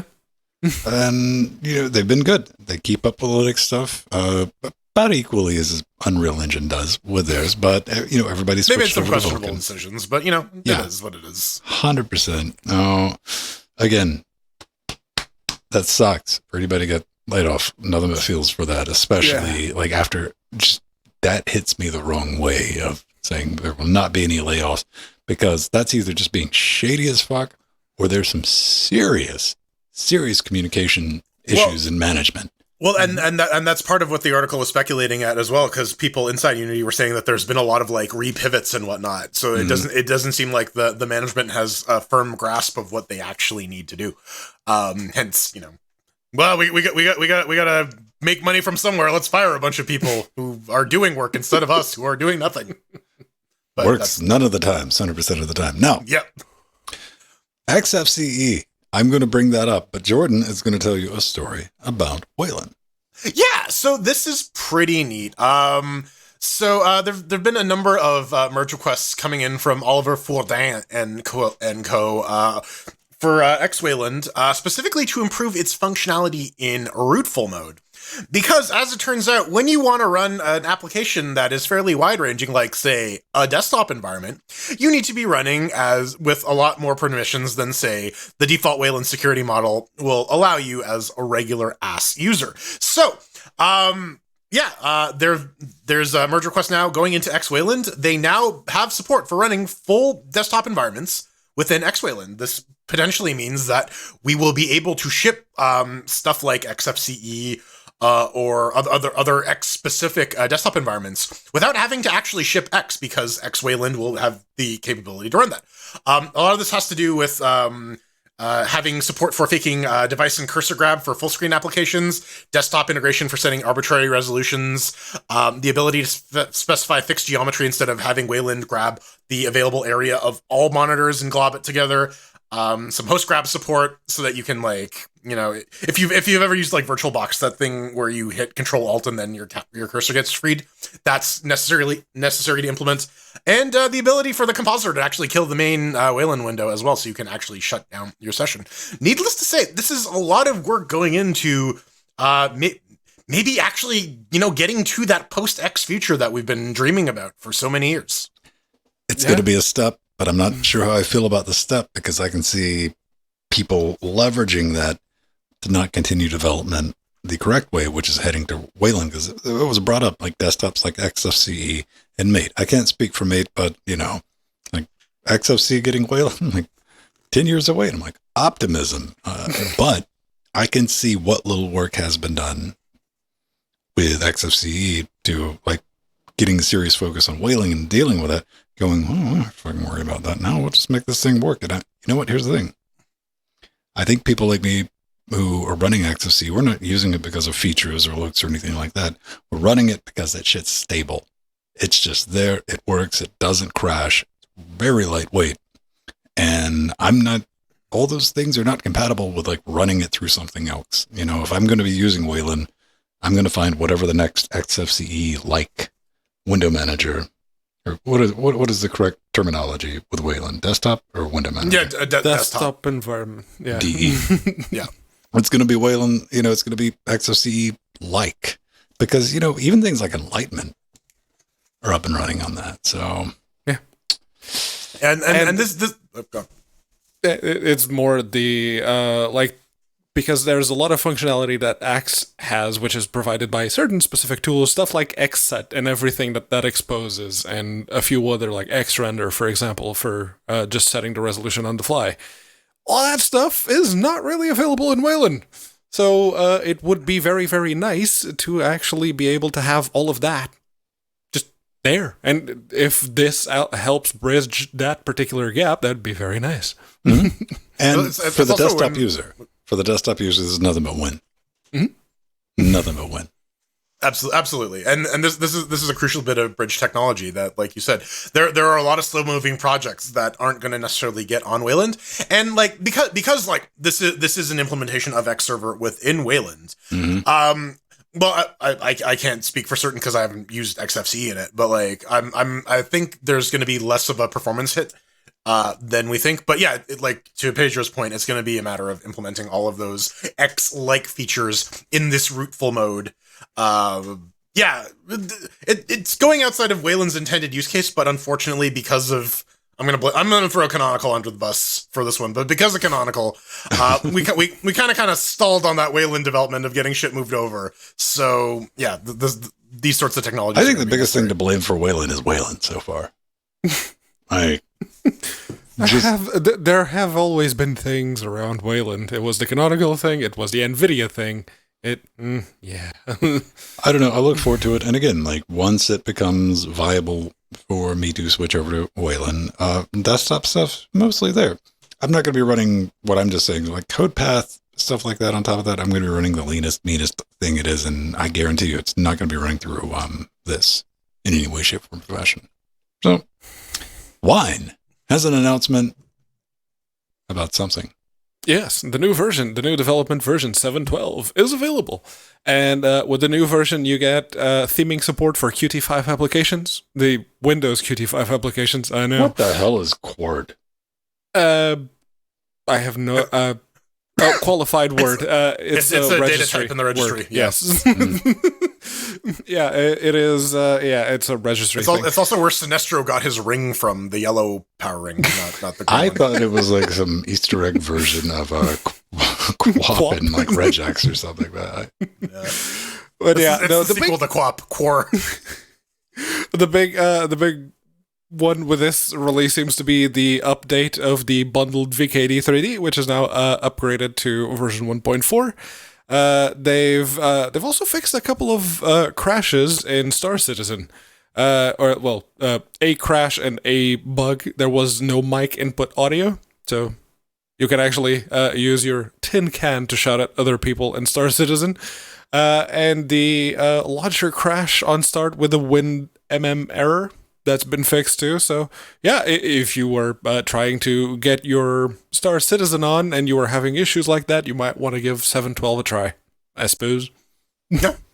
I mean, it's a pretty tiny release, but like, yeah. You know, that's kind of a good thing when it comes with wine. It's like, hey, we don't got much we're just fixing shit. We're not doing anything revolutionary. Yeah, I love stuff like that. And I love to see fixes for stuff like I didn't even know what that, like the quad, the cord, whatever, like that is probably going to affect something else later on down the world. I mean, just better and better technology. Now, something you absolutely have never needed wine to run is Xenontic. Xenontic, yeah. That's the game that nobody knows how to pronounce because it's a weird-ass word. But they got a new release out. It's not 8.5. You can update it from the in-game menu, or you can download it from the website if you're so inclined, but it has a couple new things. They've added a dedicated dueling mode now, if you want to do 1v1. They've also... rebalanced freeze tag a little bit. Bots, the default skill level is now 8 instead of 1. So someone is going to click through that, and they're going to be in for a rude awakening as these bots start kicking their asses. That's going to be fun. Yeah, and I guess the other thing is that they got Quake 3 map compatibility, which is pretty neat. They have a Dark Places implementation as well. So yeah, that's, I guess, more maps for Xenontic. That's always good. Well, I mean, it's come a long way. Right? Right. Like something you might stand a chance on with some muscle memory, right? And yeah, the Q3 map compatibility is pretty big. And several of the official maps, they've been updated. So old clients will have issues to run these maps, if you're trying to run them on a custom server. So make sure you get everything updated. And I mean, yeah, look at it. I mean, it's basic like Quake. Always has been, son. Yeah, it is Xenontic. It looks a bit prettier, or maybe I just never really bothered to actually go into. Yeah, I don't remember it looking this good. I mean, yeah, I never really. Well, they've been working on the lighting. Like that was the thing with their past couple of releases. They've been doing a big graphical overhaul. So yeah, it's looking good. Isn't this the one Buildzoid plays? Might not be because the kid that. Yes, I know he plays Need for Speed World, but. I don't know which of the FPSs. He is always playing it, and I'll tune in, but I need background. But it's like some obscure first-person shooter. You know, the type that probably play. You know, because like this is all we play, man. You know, hardcore, which I can respect. It's been around for a long time. I'm glad to see it is still got plenty of community involvement, and people are still playing art. Not as long as Simutrans. Yeah, 25 years of Simutrans. It is 25 years is a significant amount of time, no matter what you're doing. It's old enough to rent a car. Yeah, and if you're developing a video game and you see, you know, you fucked up right off the bat. Don't get out. Nothing good comes from graph paper. Nothing. Game design, like very, very elementary game design. Apparently, that was the start of Simutrans 25 years ago. And they have a little interactive timeline that you can click on and I want to eat that train. just see exactly when it started, like when the original creator did that little sketch, and when he started developing, and when all the team members joined, and the leadership changed from Hans-Jörg Maltaner, Hajo, which was the original one, moved over to Markus Pristevek? Something like that. Prissy is the current one. And yeah, it is... It's actually very, very nice to see like the development as it went along. It's yeah, nice. they went open source in 2007, got put in the Debian repos in 2008, and they've been rocking and rolling since. Yeah, no, don't use the scroll wheel. Don't scroll. Whatever. Zoom and enhance. Enhance. Do what I want. Fire phasers. I broke it. Oh. Well, you have successfully derailed this conversation, haven't you? Now I'm going to derail this segment. Coming up next, it's time for some creepy card games. Yay! Woo! Maybe. I'm excited. All right.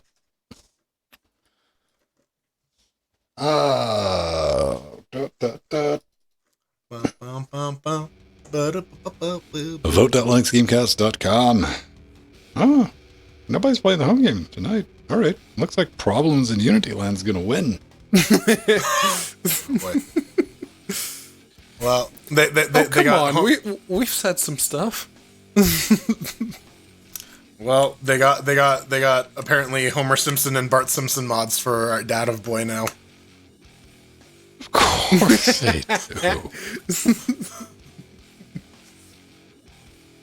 Boy. All right. Boy, why you little? Oh, man, I want. Oh yeah, with Flanders as Balder. Okay, this is pretty great. Holy shit. Holy shit! I'm watching this video. This is amazing. This is good. Oh, did I? Wait. Oh no, Flanders. I think I did. All right, lovely. I got to download the video again. This is amazing.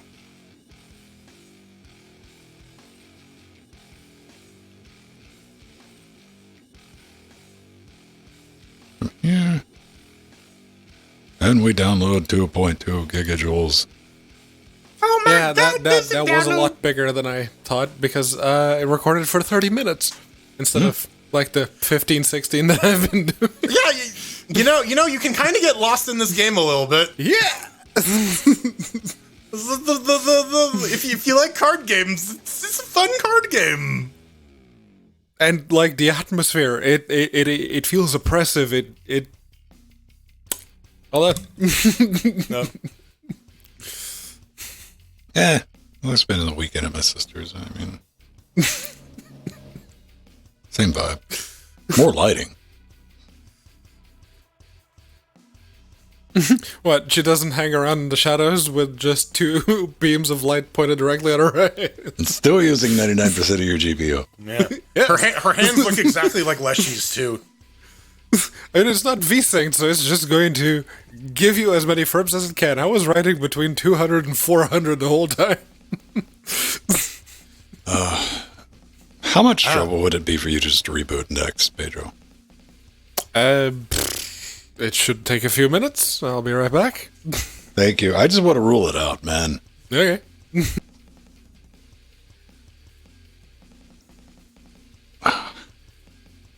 I don't know. Do you not like games like God of War, Tomb Raider type of things? Not your jam?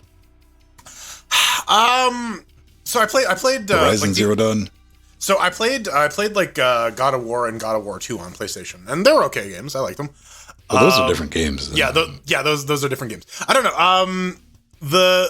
I've seen the difficulty on God of War, and it's like it's one of those things where like I could probably take the time and develop the motor patterns to like get good at it, but I don't know. If I were gonna run through God of War, I'd do it on like an easy mode, just because I like the story, I like the world, I want to like see the. Yeah, I did it on normal, and I only rented like one or two things that I had to sit back and like, all right, I got to get good. Yeah. All right. Yeah, I'm not good at those sorts of games though. So for me, it's a little bit more work. I don't know. Tomb Raider didn't click with me, and like Horizon also didn't click with me for some reason. But like Cyberpunk did. I played the crap out of Cyberpunk until they ruined my build. Mass Effect. The only reason I stopped playing Mass Effect was because the control issues. Yeah.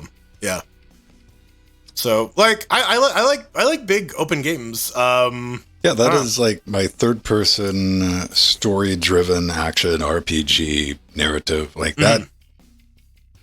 Can't help myself. I'm like, oh, I'll play through all that. Like even Days Gone was all right. Now that was like one of the big downsides of Days Gone is, yeah, the video I watched was correct.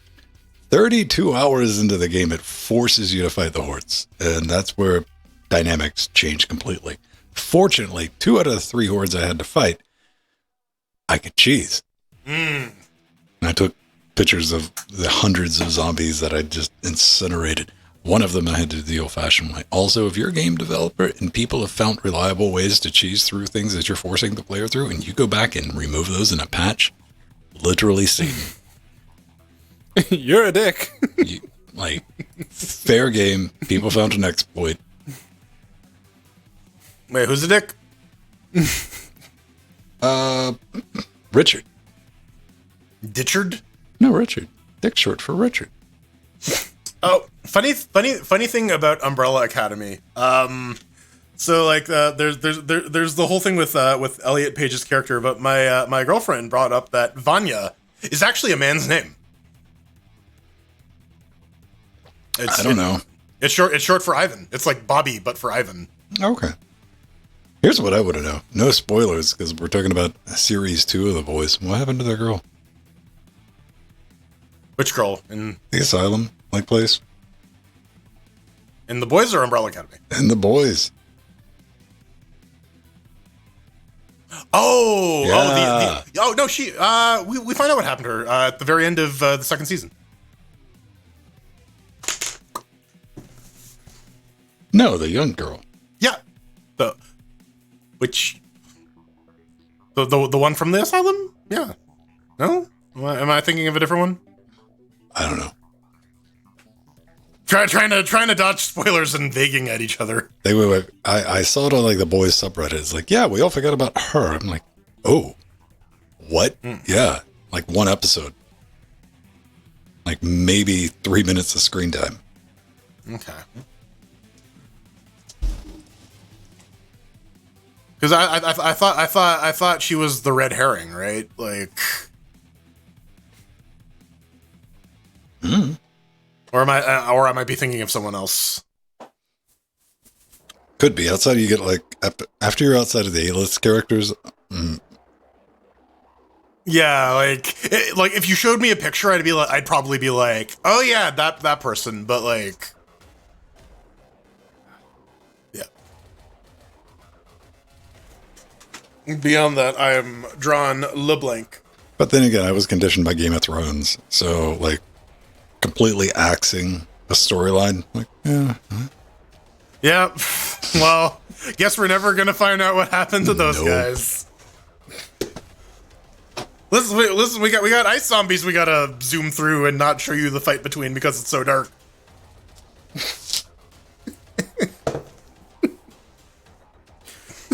An entire episode of just looking at dark.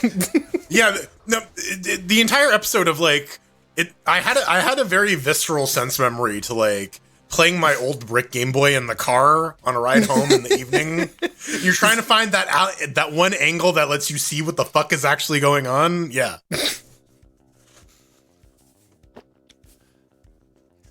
So I was going through this book series, right? Mm-hmm. My latest one. I'm like, oh, it's got 3. Like, okay, that's good. Like 10 hours a piece. I'm like, that'll be good for a couple of days. Picked them up. Went through it. Maybe you've had this happen. Shit was clearly not at a resolution by the end of book 3. Like, no. And I'm like, fuck. All right. And I guess there's like another trilogy. Then you go check. You're like, no. This last book was written in 2018. Like, you're just going to leave that hanging. Like I had to do, like I went through like Google, like I found this author's page. I'm like, what the hell happened, man? What's the book called? Necromancer? Wait. Okay. Not Necromancer.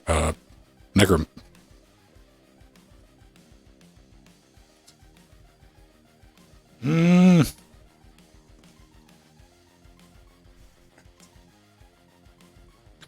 it's not Necro. Because like that kind of reminds me of like the Kingkiller Chronicles. Because like it's supposed to be 3 books, but like at the end of book 2, you're like, okay, but how? Like because it's like bookended, right? It's a story within a story. It begins like 30 years later, and it's like a guy telling his story of how he got there, right? And based on like the pieces of information we know about like the present future and where the story is at the end of book 2, it's like book 3 is either going to be like 3,000 pages long or like something's going to give, right? Like Technomancer. There we go. Yeah. Technomancer. All right. 4-book series. I'm wrong.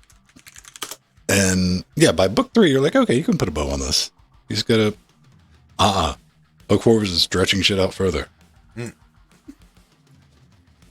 Anyway, it's all based on the fact that humanity decided to resurrect Jesus by cloning him, and then God's like, fuck this. Fuck all you. I'm out. And the aftermath of that. One thing, if you want a recommendation for the next book, another book series, check out The 3-Body Problem. I think you'd be into it. All right. I'll do that. My current thing right now is like the latest one by Andy Vere. Oh, well, I think I got that one too. Moonshot or whatever. Yeah, that sounds right. Yeah, I bought that. That's on my to read to list as well because I really like The Martian. I didn't read. Yeah, I didn't expect to like The Martian as much as I did. I'm like, yeah, that's pretty cool. Yeah, like I understand leaving Matt Damon in space, but not this guy. He seems nice. Mark Watney seems like a bro. It's like what kind of thought process must this man be going through right now? How does Aquaman control? How can Aquaman control whales if he can only talk to fish? Potato. All right. I'm gonna eat this potato with a Vicodin because I can. I mean, too real, right? Right. This is how my Saturday is going. So shit. Let's get Pedro's video loaded in, and boop.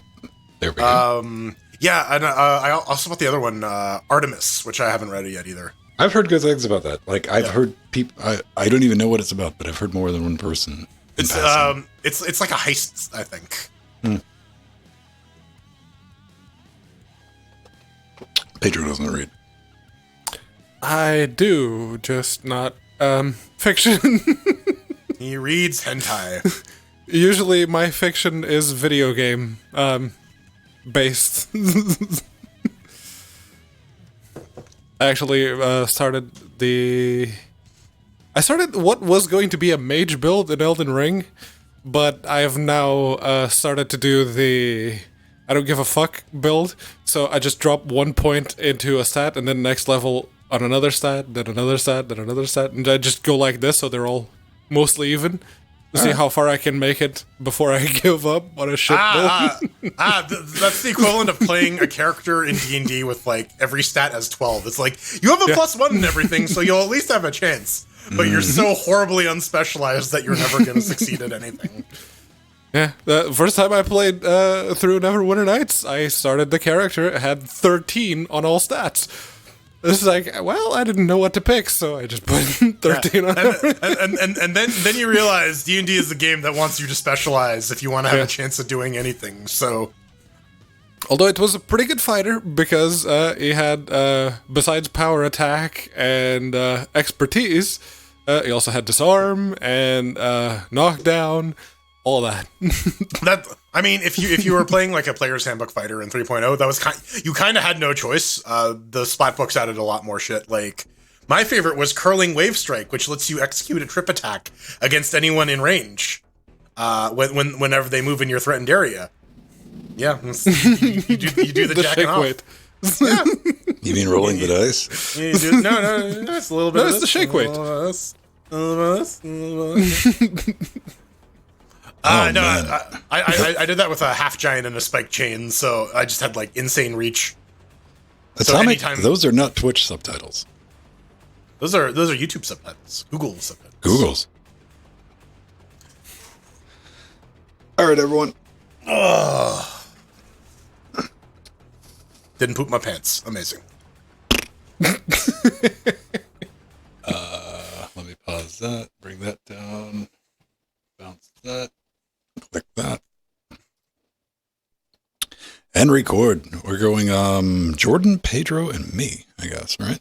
Yeah. Yep. Yeah. So I'm going to peace out. You're going to see me doing gymnastics, breaking shit. It's going to be awesome. Do some jumping jacks. Do a backflip. Can you do a backflip?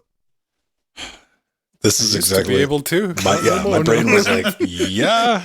Can you, Would I try? You know, follow-up question. Can you do a backflip now? On sufficiently squishy mats, I would try, because I could do that, and I could do the run backflip up a wall, which isn't as impressive as it sounds once you learn how to stick landings. Yep. And nothing I would ever try, like on concrete or anything. Parkour! Right. Right. Chair position. In 3, 2. Welcome back to Cult 45. No, this isn't a cult. This is the Chairquisition. And we're taking a look at a very, very creepy game this week. This is Inscriptions by Daniel Mullins, who was kind enough to send us some keys. So thanks a bunch, Daniel. Thanks, Daniel. It's done on the Unity engine. You can pick it up for about $20 US. It was actually on sale this week for, $15? The Inscription is an inky black card-based odyssey that blends the deck-building roguelike, escape room-style puzzles, and psychological horror into a blood-laced smoothie. Darker still are the areas, or are the secrets inscribed on the cards. So, the Chairquisition, for those of you who don't know, it's where we take a game. That's where that dev key went. All right. Yeah. Mm-hmm. We take a game, run it on 3 different Linux distributions. We have 3 different sets of hardware now. We're all not running Ryzen and NVIDIA for once, so... Or we're all running Ryzen CPUs, but different generations now. It's all good. The point is, setup's very different, so you get 3 different views and 3 different scores based on lawn chairs. One means that it's shit, 4 means that it's great. So I get to go first this time, which is very rare. On Fedora 30... Whoopsie poopsie. That's not my score. There we go. That's not my score at all. We got to do it in 3 minutes or less too. So on Fedora 3564, the R9 3900X that I plugged into this box again for the umpteenth time, and the GTX 1080 Ti. Launches out of the box, holds 68 UHD. Controls are point and click with some light WASDing for the escape room segments. Card stats are power and health. Monsters have costs enumerated on them, and without spoiling too much, there are a few different ways you can summon monsters. I'll let you discover that on your own. You also get some single-use items to help you out if you feel like you're not using your teeth for much. The soundtrack is very good. It's very creepy. The visual style is highly stylized. Again, can't go too deep into it with spoilers, but it's very well done in all phases of the game. Big fan of it. Fun-wise, yeah, I'm a big fan of the design philosophy here, which is, here's a basic little card game that you can play against the computer. Now that you understand the rules, go break the fuck out of it. And cheese you must if you really want to survive.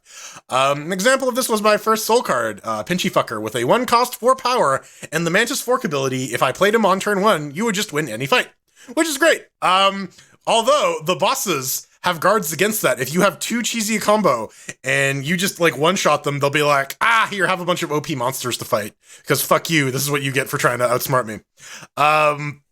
Yeah, there's also ways to modify your running cards using totems. Stinky squirrels was a favorite strategy of mine until I discovered the infinite squirrel. Then my hand got a little too big. So full disclosure, I'm a dirty cheater. I watched Jesse Cox play through this entire game last year, and I'm aware of all of the spoilery stuff that happens. Suffice to say, though, the plot is fantastic, it's weird, and the game within the game is pretty wacky. And if you're interested in the alternate reality game that results in the end, you can look up the write-up. It's easily Googleable enough, and you can learn about Hitler's Yu-Gi-Oh deck. I'm only half joking about that. But honestly, even if you're spoiled for the plot, I gotta say, it doesn't fucking matter. The card games are just too good. It feels great to create these massively overpowered combos and just blow through opponents. And once the main campaign is done, I highly recommend you check out Casey's mod, which basically just gives you an extended adventure mode for the first chapter of the game, which is really, really cool. I'm a giant fan of this game. I will fanboy over it if I didn't have a time limit on myself. So I'm going to say 4 chairs. Get this game. It's fucking great. Don't even have 4 chairs loaded, man. You're going to have to do with like... Oh. Three plus one. Check nope out, indeed. Can I, there we go, 4. 4. Stay tuned for next week when we did I it, forget Reddit. that I did that. What about you, Pedro? Yeah, I too liked it, but I'll get to that. Over here on the Ryzen 7 3700X and the not the GTX 1080, now it's the RX 6700 XT. It launched out of the box. There was no VSync option that I could find, so the FERPs on the desktop were all over the place, anywhere between 180 something FPS to 400 and something FPS. Away we go. On the deck, though, it actually respected the refresh rate that you have set, but that's because Valve made it so that the game launches out of the box with Proton. That's why that's happening, isn't it? Right. But yeah. Outside of the small technical snafu, it does, like, the visuals and the music, they create a very creepy atmosphere. It is, like, everything is exaggerated and a little bit stilted. It's the good kind of creepy. And, well, speaking of, you know, the creepy stuff, Pony Island, previous game by Daniel Mullins, I didn't really like. I mean, I don't like the fourth wall breaking in video games. I tend to lose interest if the game starts to do it in a ham-fisted way. Undertale comes to mind, and even Superhot, if you want an example of doing especially bad. Superhot's a pretty good one for that. Inscription, however, thus far has shown very little sign of such fourth wall breakery, and that's good, because I'm basically playing the creepy Slay the Spire game, and I fucking love it. I do. I really do. There's other stuff going on, absolutely. There's the escape room type of situation where you unlock things while playing the cards, or some of the cards talk to you and tell you where to go get things. There's absolutely more here than meets the eye at first glance, but what I've played of it so far, much like Jordan, I really like. There's a lot to uncover, and I will probably have to play a heck of a lot more. But yeah, no, the technical cockuppery, that I cannot forgive, so 3 chairs. All right, I have 3 loaded. Do I? Yes. All right. Yeah. So what everyone's been waiting for, what does somebody who's not a huge fan of deck building games have to say about this? Is it going to sell them? Well, let me try to tell you. First, let's start. How does it run on Debian 11? With my NVIDIA 3060, 32 gigs RAM, 1920X, it launched out of the box, windowed and full screen with the resolution options. Good to see. It's OpenGL powered instead of Vulkan. That's kind of retro, kind of neat. Getting somewhere between 90 and 100 FERPs at UHD. No option for limiting frame rate, so the GPU is always just maxed out for fuck all reason. Can't do anything about that. So hope you like being warm. Now, unless the menu plays into the game later on, I really think it should be nominated for like unnecessary bullshit award for having to click on the thing and dragging it over there to select an option. And you can't rebind controls, which sucks. We talked about that in the pre super season. It's some extra nonsense. I caught myself thinking about the deck, because this is not my jam, but I'm trying to learn. I'm absorbing this. Leaning back, thinking, clicking the cards, moving stuff around, and I'm like, okay, I'm done. But then I got to lean forward or bring a keyboard into the relationship to tap W and S. And yeah, I know there's like some movement stuff, but I'll get to that in a minute. As far as the fun, if you enjoy killing squirrels, this is your game. You're going to love it. First act, opens strong for a card game. I don't get to say that very often. Usually it's like, it's a card game I'm going to play through. I'm like, I got interested in this. You get your cards, you get pliers, you get bones, you get fans, you get bottles. And, well, you kind of do the typical card game thing. Granted, one of the cards gives you hints, and that was kind of neat. Started talking to me. Then the other one had the stink bug. I think you saw that in Pedro's video. You can get up and walk around the cabin, but it's like missed hypercard movement from back in the day, which is serviceable to explore some things. Now I know where the key goes. Spoilers. Unfortunately, like the story to card game ratio kind of fell out of whack for me at around the 50-minute mark. And then again, you got to consider, I only showed up for the like ZOMG Pony Island flavored shenanigans. That's what I was here for.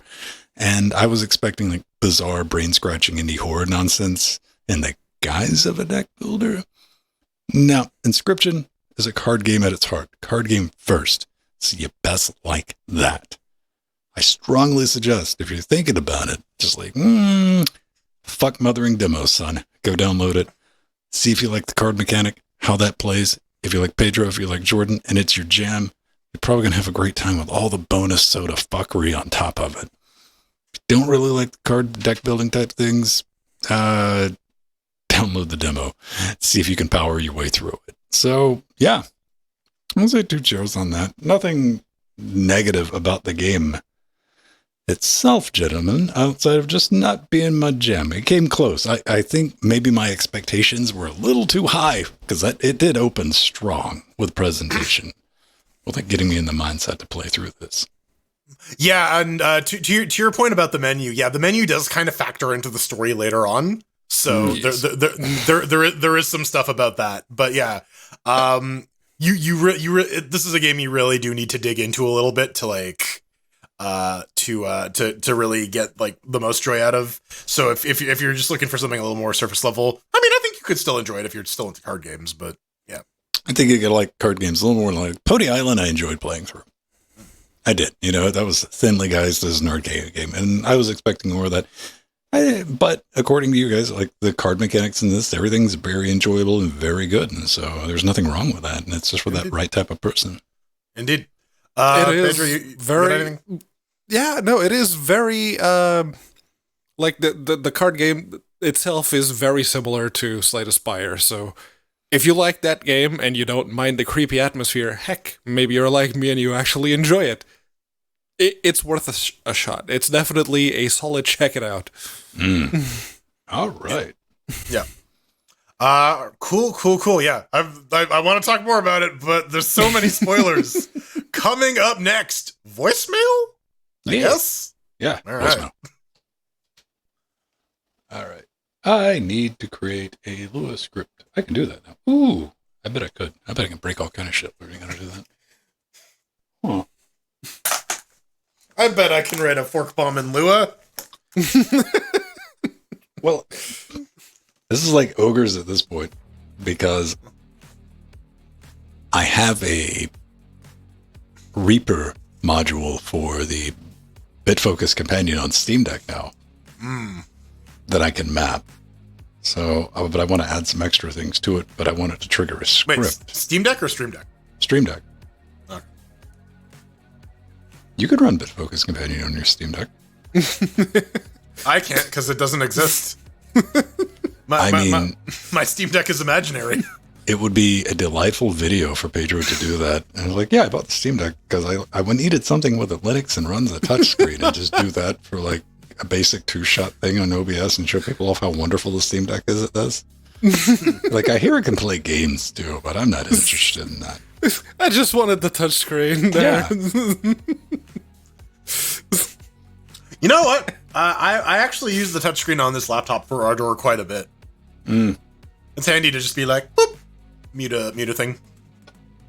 I don't like touching screens because I don't like fingerprints on my screens. Yeah, the screen is covered in like sneeze, so that's what I'm saying. Like, I've had people hand me their mobiles and like you hit it with a light and you're like, no. You want get my a patina cooties, then? over it? Like, not when you can do a nice solid line and I'm like, yeah, man, come on, hit that thing with Windex once a month. there was the massive pandemic. Everyone was looking for hand sanitizer. Hand sanitizer works great to clean your phone screen. Like, not kidding. It's just propylene glycol and isopropyl alcohol. Yeah. So, It also, you know what also works really well? Coffee filters. I got like a microfiber cloth. yeah.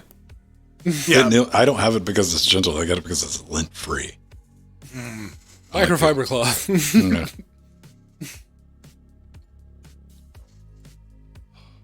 I only use macrofiber cloths.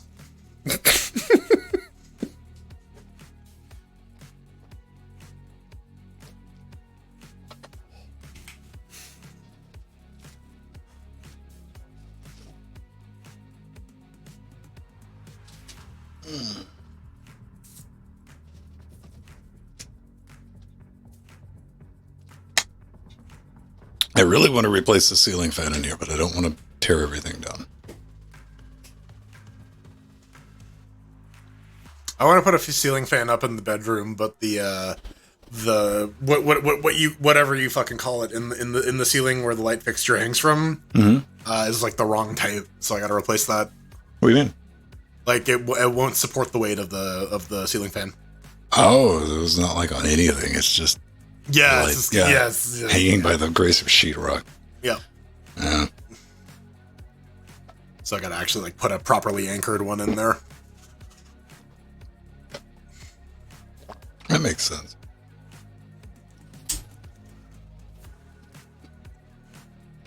All right. How do I even want to play this? This is going to be interesting. I do have it wired in, and it is 45 seconds long. Okay. I haven't listened to the whole thing. I've listened to it like, it's making noise, good. And I processed it. Okay. So we're getting authentic first reactions here, Right. more or less. Like, I have no idea what it is. Amazing. And that is not... And now for a 45-second long reading of Mein Kampf. Right. I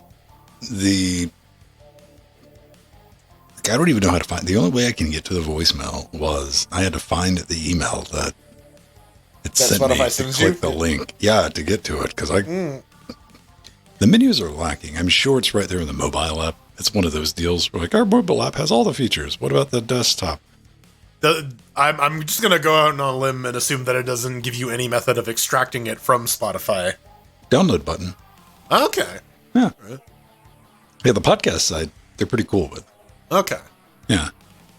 I mean, I'm not a fan of their processing because it gets snippy with you because when I upload the video version, I don't have an option to say, okay, here's a video version, but here's the audio version already done, perfect for you. Everything's nice. And it's like, no. We're going to make your MP3 version out of your video version. Like, you know what? Fuck a duck. I'm just going to make sure you get the same thing YouTube does, which is like an extra hour of upload, but it's 32-bit floating point. And it doesn't like that 9 times out of 13. So I got to reduce, sample it down to 24-bit. And no matter what I feed it, it's going to bust that shit down to 16-bit 44.1. I'm just like, whatever. If you want to listen to the audio, that's what you got to listen to on Spotify. On Spotify. But they don't charge me anything for it, so I can't bitch. Right? It's an extra CDN. Also, I'm pretty sure they don't, when they do the video, they change the frame rate to 30. Makes sense. Cuts on the bandwidth.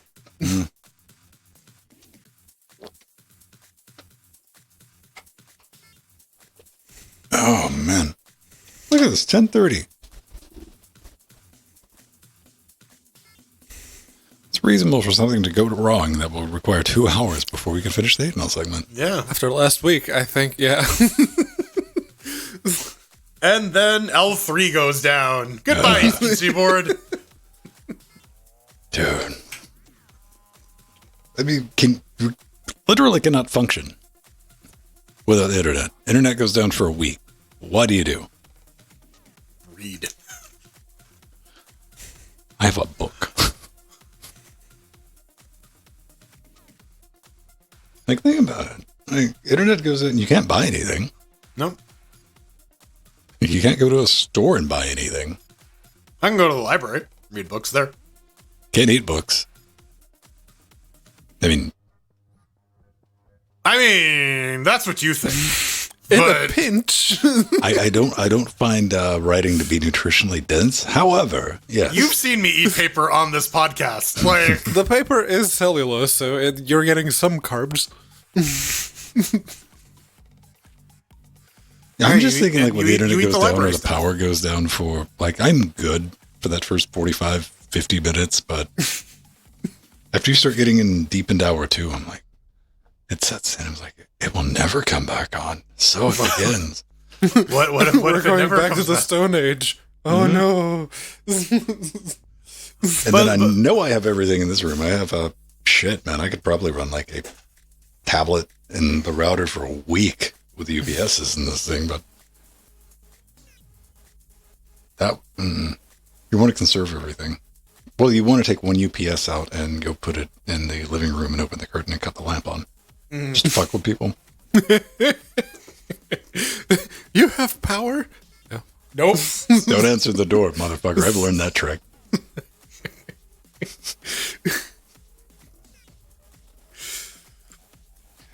That was the one time that the power actually went out in this building. It was in the middle of winter. It was 7 p.m.s already, dark. And the power went out, and literally everyone in the building went out of their apartments like, do you have power? No. Like, the entire thing is dark. You can see the sky. Everything's dark. That's the communal thing to do, is like go out on the back deck and like look around for some other motherfuckers out on their back deck. You're like, all right, cool. We're in this together. That's fine.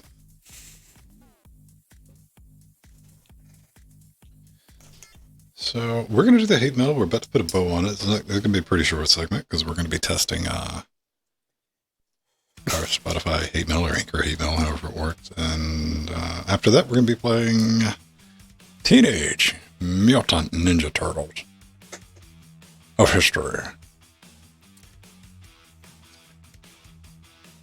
Epic No one Heroes rap in a battles shell of shock. history.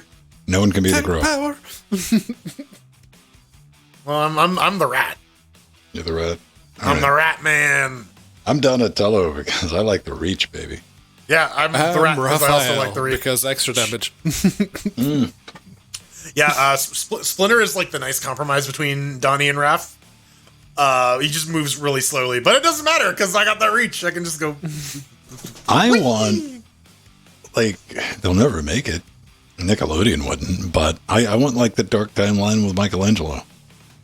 Oh yeah. Like Devil May Cry style. Oh yeah. Yeah. You'd play that. That would work, yeah. Cow. This. Where's the? Yeah, here. Cowabunga it is. Yeah. I didn't realize this was like actually a Velcro thing. Oh man, be careful with that. I mean, it makes sense. You stitch the back on and then you. Yeah, I bought a couple of those industrial Velcro pads that hold up to like, I don't know, 35, 40 kilos. My Krang impression is my Skeletor impression, Nemo. I don't have a He-Man. I mean Donatello. I don't think I remember what Krang sounds like, and I'm good. I'm good. Don't worry about it. If it was the same fucking dude, I just want to know. Okay, really? It was the brother from fucking Everyone Loves Raymond? Oh, that was from the new one. Okay, never mind.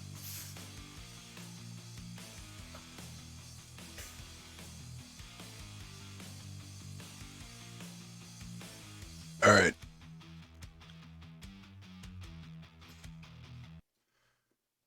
I mean, I'm Jordan Krang, so every me speech is a Krang impression, I guess. Right. Yeah, OG Shredder was Uncle Phil then. He was, yeah. Is it on? Hang on, I gotta find the. And see, I wanted that crossover with Fresh Prince of Bel-Air, where like Will walks in one day and he finds out that like Uncle Phil is putting on the Shredder uniform. He's like, Uncle Phil, you're in charge of the Foot Clan?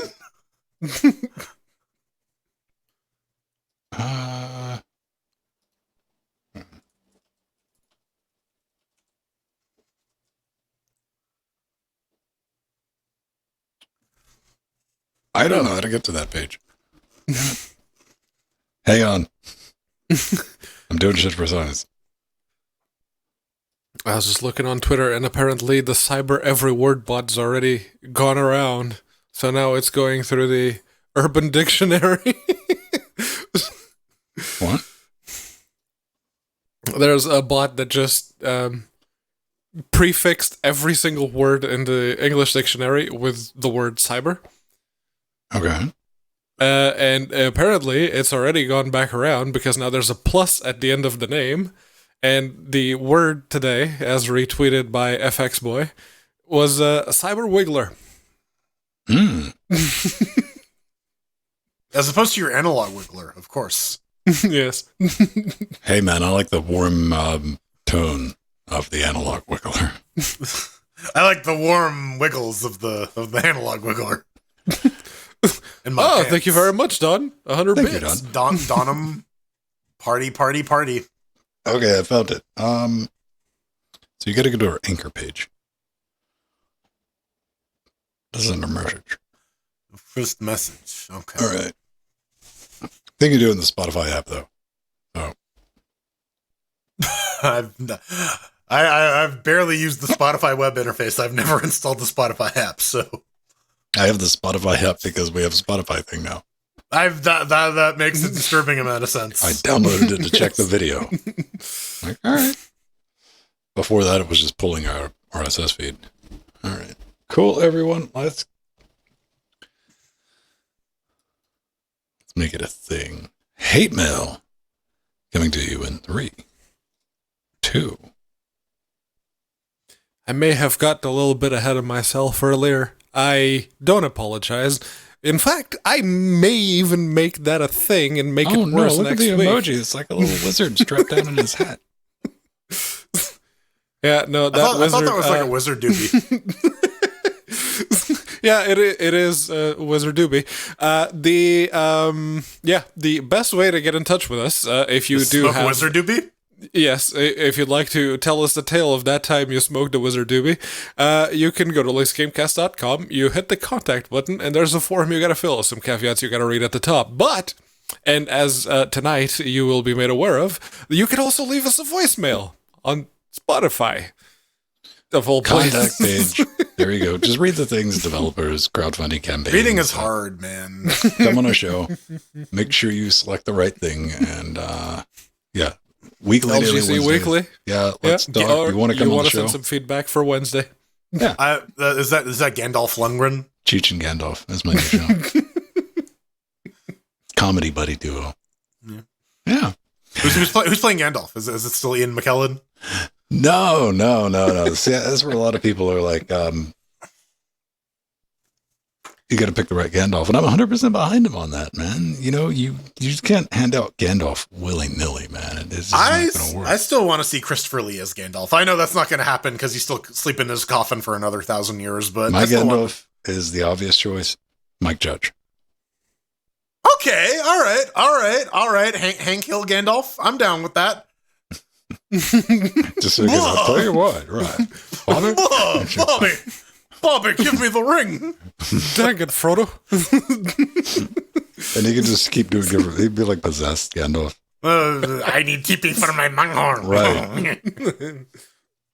Anyway, so if you want to send us a message, you can leave a voicemail at in the Spotify app. Allegedly, I'm pretty sure that's there. If you want to do it on the web, Anchor, go to the page, click the message, and we will get it.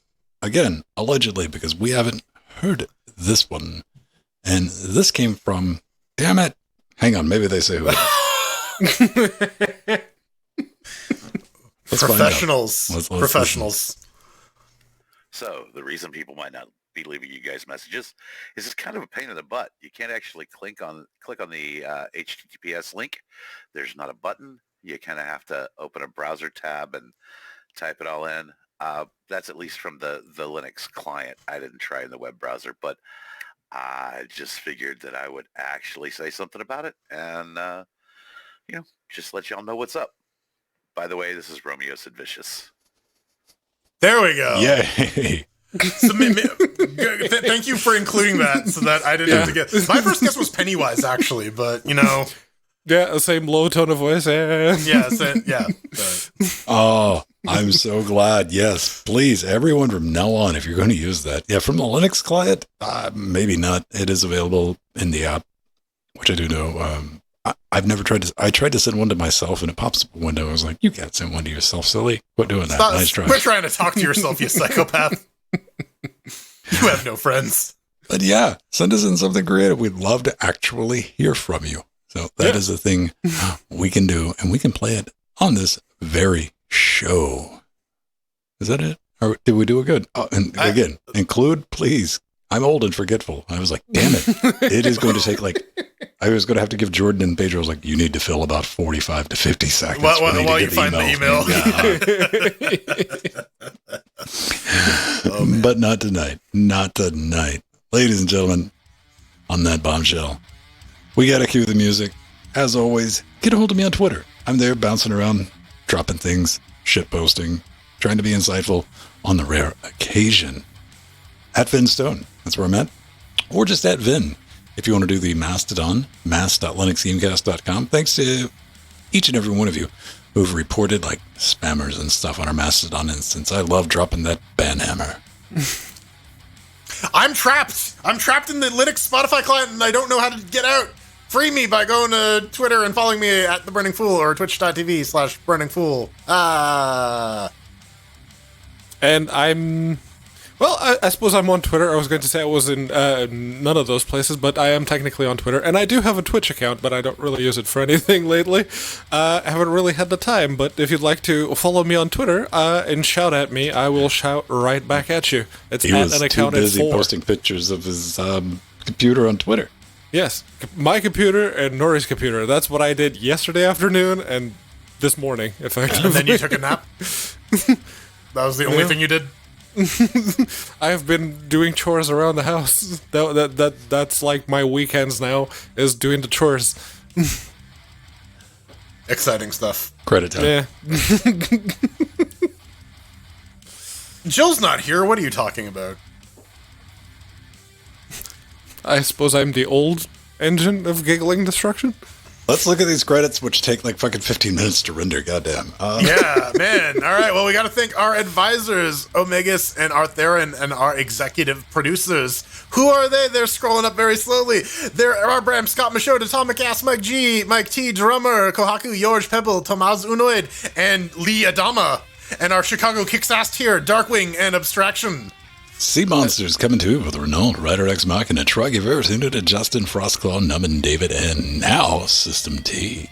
With the Death Notes, Nova, Basil, Chad, Romeo, Marcin, Craig H, Renee, Leonardo. Thanks for calling us, Romeo. Kim. Yes, thank you very much. Oh, I need to bump up System T, by the way. All right, Sailor.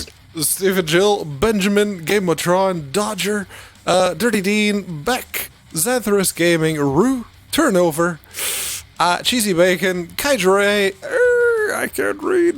Uncheesy Bacon. Did you just make a tire squeal noise? Did you just fail to turn? Yes. Look at all these the fine, fuckers. upstanding cannibals. Coming through with Carl, Mike, Arthur, and Linux New Aldius, Noctilus, Johnny, Shep, and Game and Tron. Thank you, You're Mike. all truly wonderful. You're all truly fucked. Mike, a little crazy, but no, I just want to give wonderful. Mike. I want to give Mike a shout out because he says this he lies to us every week. It makes me feel good because I believe lies. I'm like, yes, that was a great show. I just Mike don't G take is an compliments. enabler. Thank you, Mike. Bye. We rely on your enableability. New word. Don't look it up. Enableability. Yes. Hey, We did it. It's 10:45. What the fuck? right? Blam. No, it won't blam now. He's like, Yeah, all right, we I guess we can can't go blam. fuck around and Yeah. do something else. Yeah, we did the required bit. Yeah. Everything else is gravy. Ah. It's warm. Not painful hot. No camera over. It's like a frigid 25 outside right now, which isn't bad if we were outside. 25, nice breeze. Yeah, that's nice. Yeah. Good luck, Strader. I want you to wait till like 3 o'clock when you're just like pissed drunk. I'll bleep out the stuff you're not supposed to say.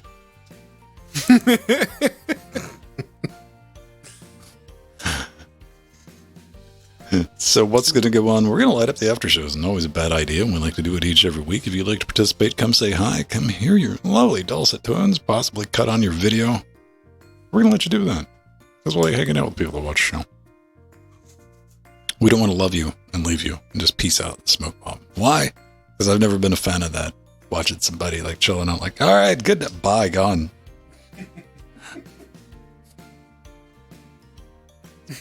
I'm using a cheapo controller. Oh, that's Thank right. you very much, Darkwing. Very much appreciated. I gotta run thank you, upstairs and get Ben, my for controller. selecting this one.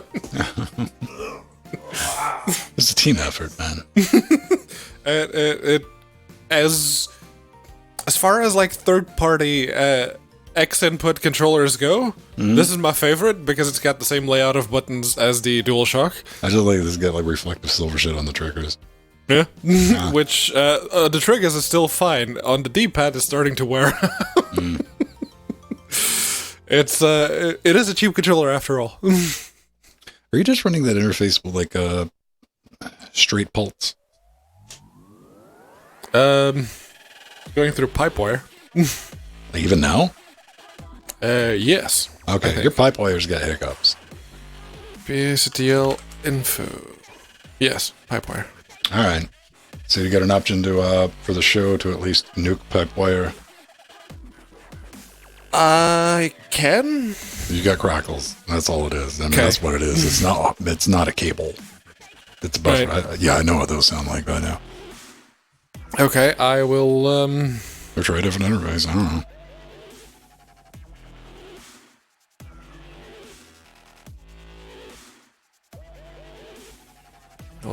The only other one I have is a 202. Show me the 202. I can't. Hang on, you don't. I can Google it. Why am I trying to make you stand? I knew you were opposed to that. 202 HD? Yes. That one's got enough juice.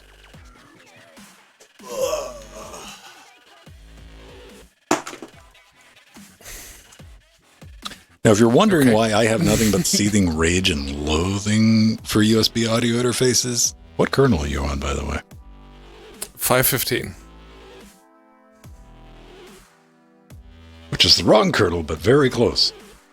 You want 16 and up. 516 and up, yeah.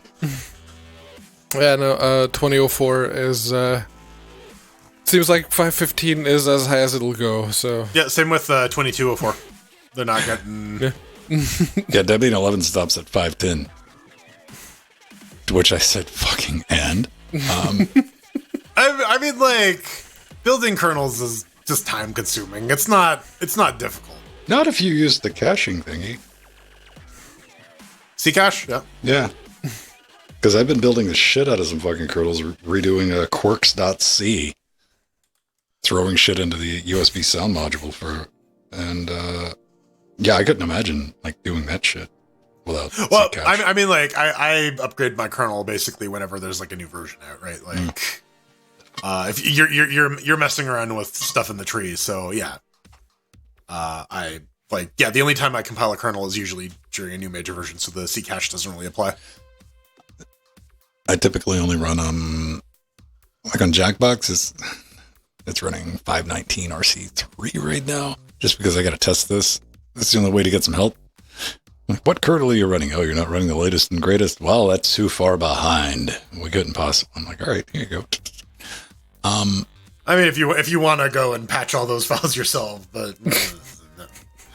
I try to stay on long-term support kernels, but that's what I'm waiting for the next long term, because current long term right now is like 515. Yep. Which is close, but it's the wrong version.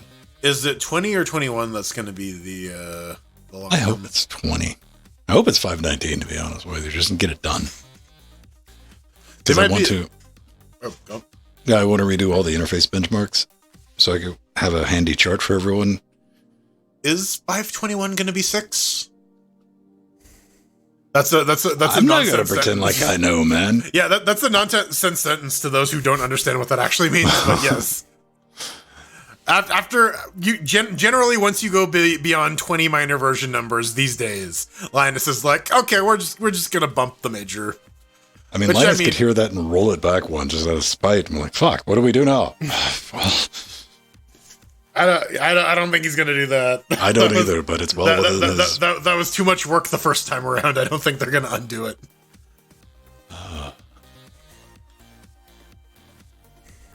Yeah, no, we just go back to 2.630 whatever. We like what we're on like 2.6 like 900 now or something.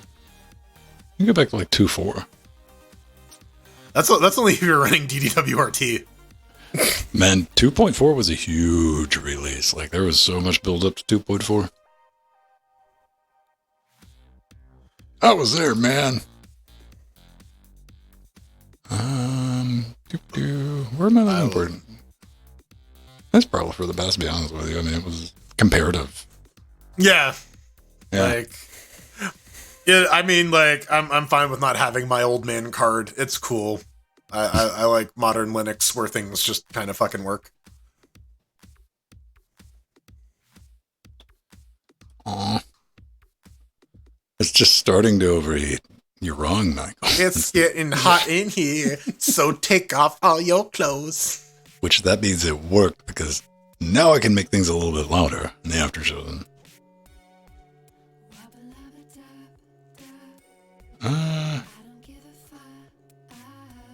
Okay, I'm going to light this. That is up, so I should be able to click LGC. Boop. Run my rescript. John's over here. Yeah, if you're listening in audio, we're going to be over in the after shows, and you're welcome to continue listening and or participate.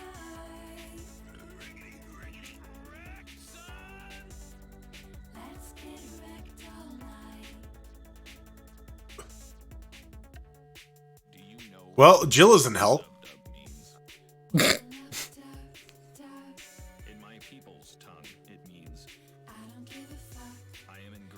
Oh, did I click the... God damn it, it was the wrong one. Get in there. There we go. And El Gilablo. Boop. There we go. Let's get rid of the people without faces, including myself. Does that say don't show this again? Yeah, Okay. Don't ask that again. It's a lie, though. It'll ask it again. Wait, did I still mute Jill? No, I didn't.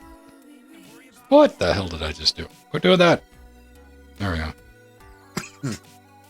Easy peasy, kids. Now, 1, 2, 3, 4. So I bring Thursday that up. and Friday. Now we can hear Jill. Sent How are you home. doing, Jill? Talking about yourself. Oh, Well, I'm doing good. I'm talking to Mir. Yeah. Hi, Jordan. Hi, Pedro. Hello. Hello. Hi, So, Poppy. when did you get trapped in the red room from Twin Peaks? Oh, I know. Yeah, I like this lighting. This color was fun. That's a good color for backlight. Yeah, for Yeah. LGC, absolutely. I like it. Yeah, I changed I moved the light where it was positioned, so I like this better.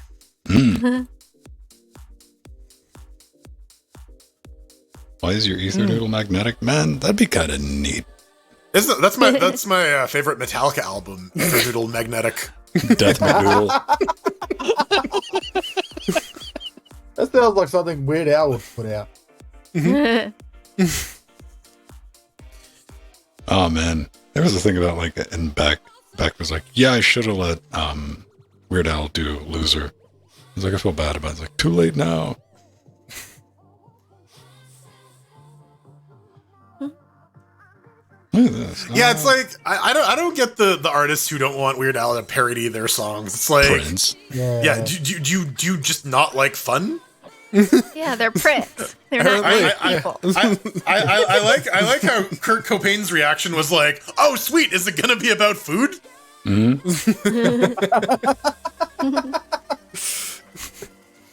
It's a fair question. Yeah. Yeah. All right. Push the button, Frank. Ugh.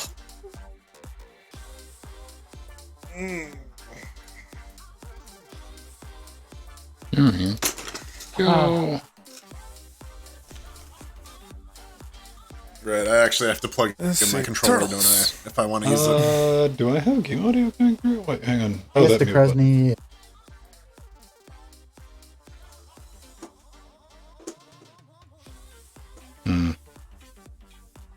Is it one of those? No, it's not. I gotta do this. I gotta do things.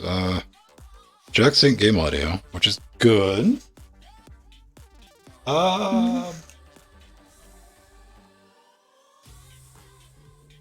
Should Yeah, be this is working. a fun game. I'm gonna watch you guys play. I've played it all the way through already. Ooh, nice. Oh, very It was nice. fun. Yeah. Yeah, well done. How the fuck do I get to the What are you trying to do? There we go. All right. No, I was trying to skip through. Oh, yeah. I would assume Baxter's in this. Baxter Stockman? Yeah, he's one of the bosses. All right. Yeah. He was in the arcade version. Yeah, he's the fly boss. I think Arthurian and I got to it on Thursday. Oh, cool. Nice. Okay, I'm on the line. I need to go get some drinks. Yeah. And I'm going to cut on the AC.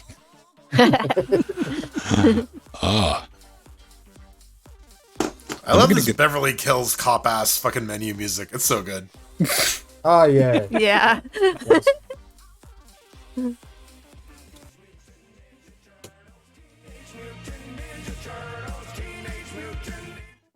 All right. I'll get that up. All right. Try not to implode. I'll be back in a minute or two. Oh no, I'm imploding! Oh no, the Sorry. gravitational Music. pull of my liver is too strong. Oh, crap. An EMP blast from me. Oh, no. Something Stop broke. touching things. Don't touch things, Mir. Aww. Looks like camera's gone a bit boomy. Yep. Camera went dead, but Oh, poor Ben. was expected. The boy needs to cook. We need to preheat the studio to 450 degrees Fahrenheit. Done him. Dun dun dun dun dun dun dun dun dun. Darth Jill. Yeah, no, Gee, you I just thought lower you were your on chair the rebel back. side. Yeah. You put the back of your chair all the way back, and then you do like the intro for Darth Vader, going like, Yeah. I am the Well, resistance. no. You gotta in have like the disguise. arm lowering the penguin hat on her head, and then you do the spin around. Like, come on, Pedro. You got. No. You need Steve behind you, like slowly lowering it onto your There head. we go. Yeah, and then you spin around. Yeah. Steve, get in here. I know you're watching. Yeah, he's probably on his way home. Steve, Work. drive through the wall. Get in here.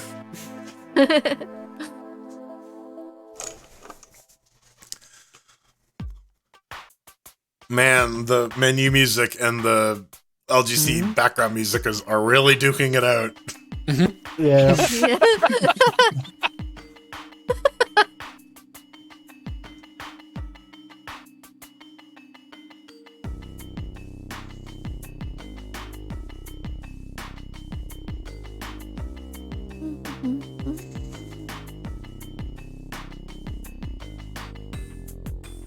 I get to hear this song 3 days a week, multiple times. Oh yeah, for the Trackmanias too. Yeah. Yeah.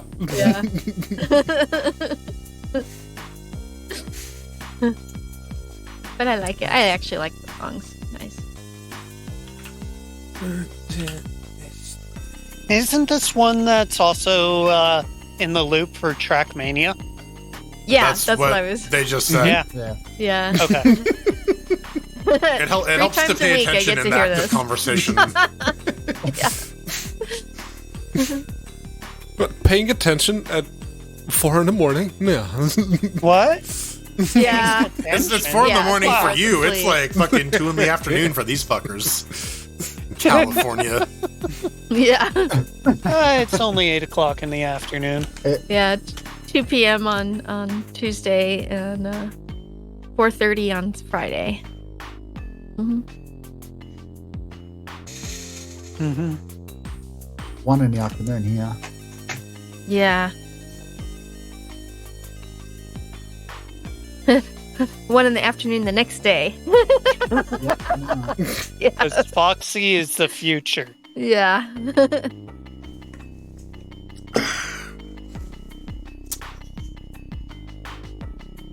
Hey, Alan.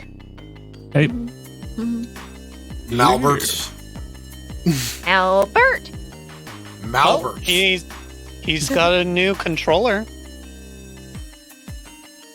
Be interesting to hear how it works. Oh, which one did you get, Alan? Is it one that doesn't have the built-in Game Shark that Alan normally uses? Yeah. Actually, no, I haven't gotten around to getting the new one set up yet. Oh. What did you get? I don't know,